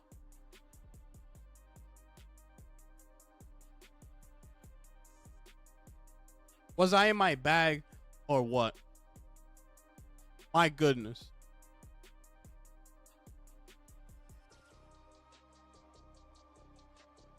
$10 joules. Yo, I don't know how you see that shit, bro. I can't see it. That shit sucks. Asha needs to get rid of Matt Booty. He has any real sense? Yeah, that's not happening. He got promoted, brother. Forza's their best IP. By the looks of it, yeah. And it's a racing game. Nintendo current sales are extremely good for Switch 2 alone. They got real variable pricing, forcing Walmart and Amazon to price match their physical prices to Nintendo discounted digital prices. Yup. Isn't Sony kind of paying for Marvel Tokon? Yup. Those are Marvel characters, brother.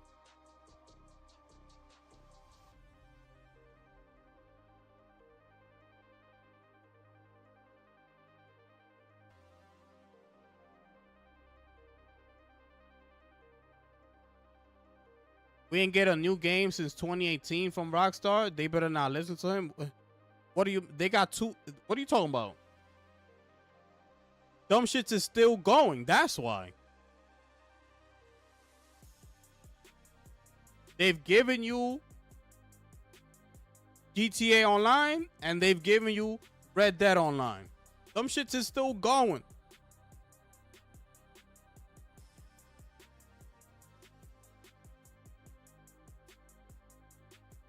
That's why.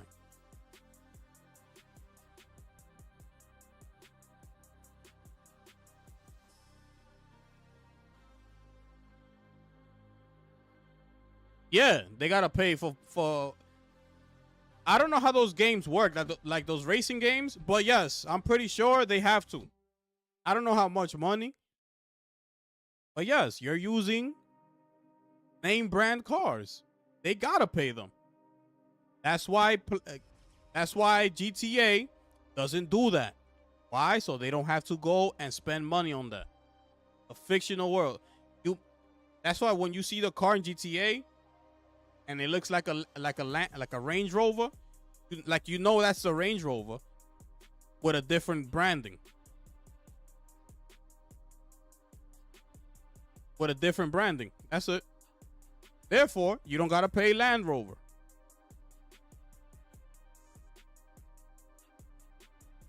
It could be trash all you could say it's trash all you want. That shit is making money. It's the third best game of all time sold. Grand Theft Auto is second and Minecraft is number one. You could say it's trash all you want.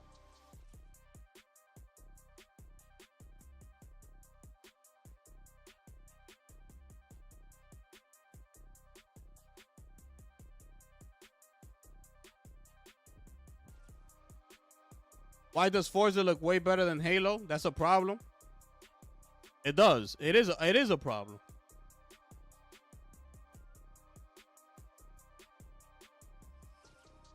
It's a racing game, bro. It's a racer. Those type of games usually do good. Racing games, everybody loves racing games, bro. Your CODs, your football games, your basketball games, those sports games, they're gonna sell, bro. There's sports fans around the world. There's racing fans around the world.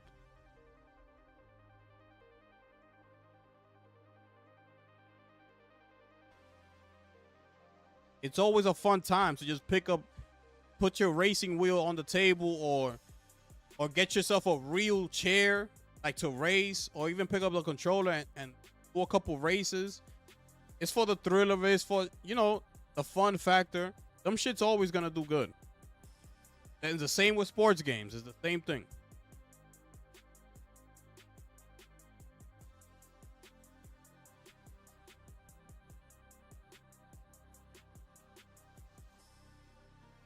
Playground definitely is their best studio.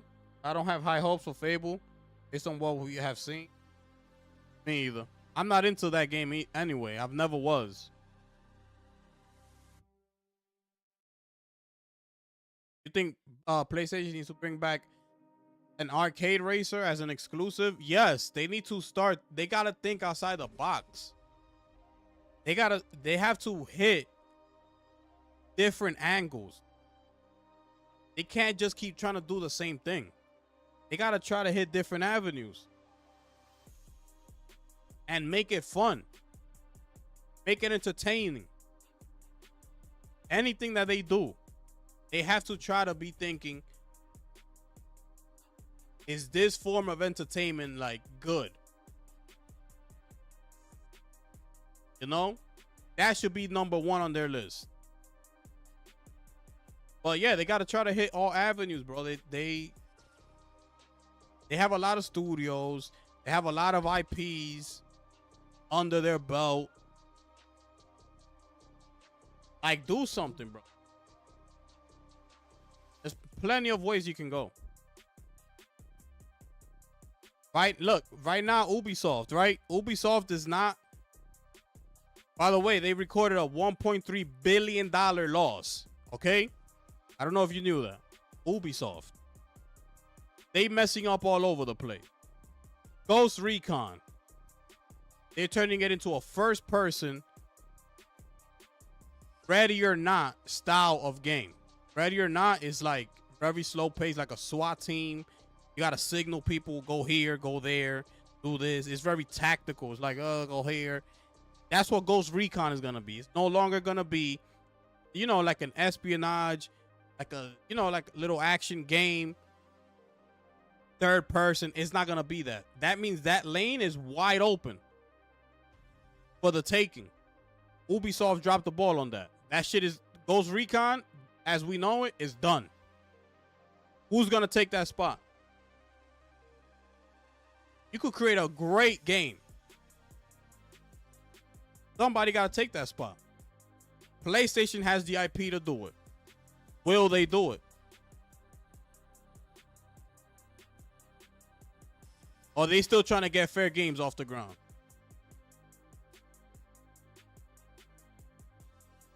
What's going on here? Or they still don't want to show us what Team LFG is working on? Or they still not going to remind us that they still own a studio called Media Molecule? And the list goes on and on and on.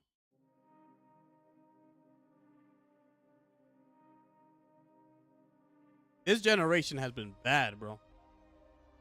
Bad.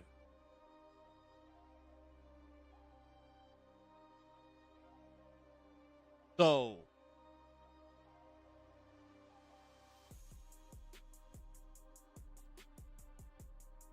these CEOs at PlayStation, brother, they should have been in this earnings call listening in and paying attention to how this motherfucker runs this business, bro. Because this motherfucker right here is ahead of everybody. He just proved that. Well, he's been proving it. But us listening in, actually, like for the first time, just listening in and listening to him talk, listening to him answering those shareholders' questions, the way he don't hold nothing back, the way he don't kiss their asses, the way he shoots it straight forward, lets them know what's coming, what's the plan, respecting his teams that work under him,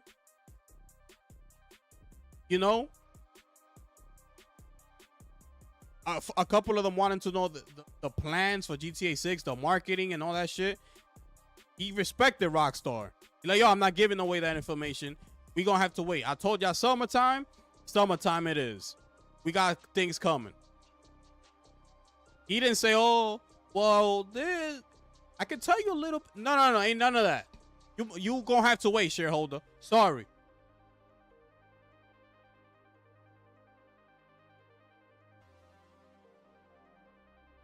He's on top of his game. Point blank, period. No, who's not? Satya Nadella. When Bobby Kotick told his ass, you don't know what the fuck you doing, my brother. Get out of gaming. Satya's there like, the cloud. Bobby Kotick looking at him like, what cloud you talking about, my brother? I'm about to sell you this fucking franchise for a record-breaking number. And this shit ain't even worth it no more. You just want it because of the name. Get out of gaming. Strauss Zelnick has everything under control right now. Got the right people set in motion. Like he said, I got my team here in this room. The legal team, the production team, and I forgot what else he said. Something else he said. Yeah, us in this room, we don't make the video games. We don't make the shit happen. Our teams do. We got the right people in place. That's all you gotta do. That's what you gotta do. Herman Hulst don't know what the fuck he doing. Nishino doesn't either. Anyways, man, I gotta get up out of here, man. I gotta go eat. I'm hungry. Make sure y'all smash the like button on your way out. Hopefully, y'all had a great time here today, man. Appreciate y'all. Let me close out this poll before I wrap up here. Bang. Anyways, man. That's it. That's it, people. There it is. Appreciate y'all pulling on, man. That being said, it's your boy, the Gifted One, people. And I'm going to catch y'all on the next one. I'm gone.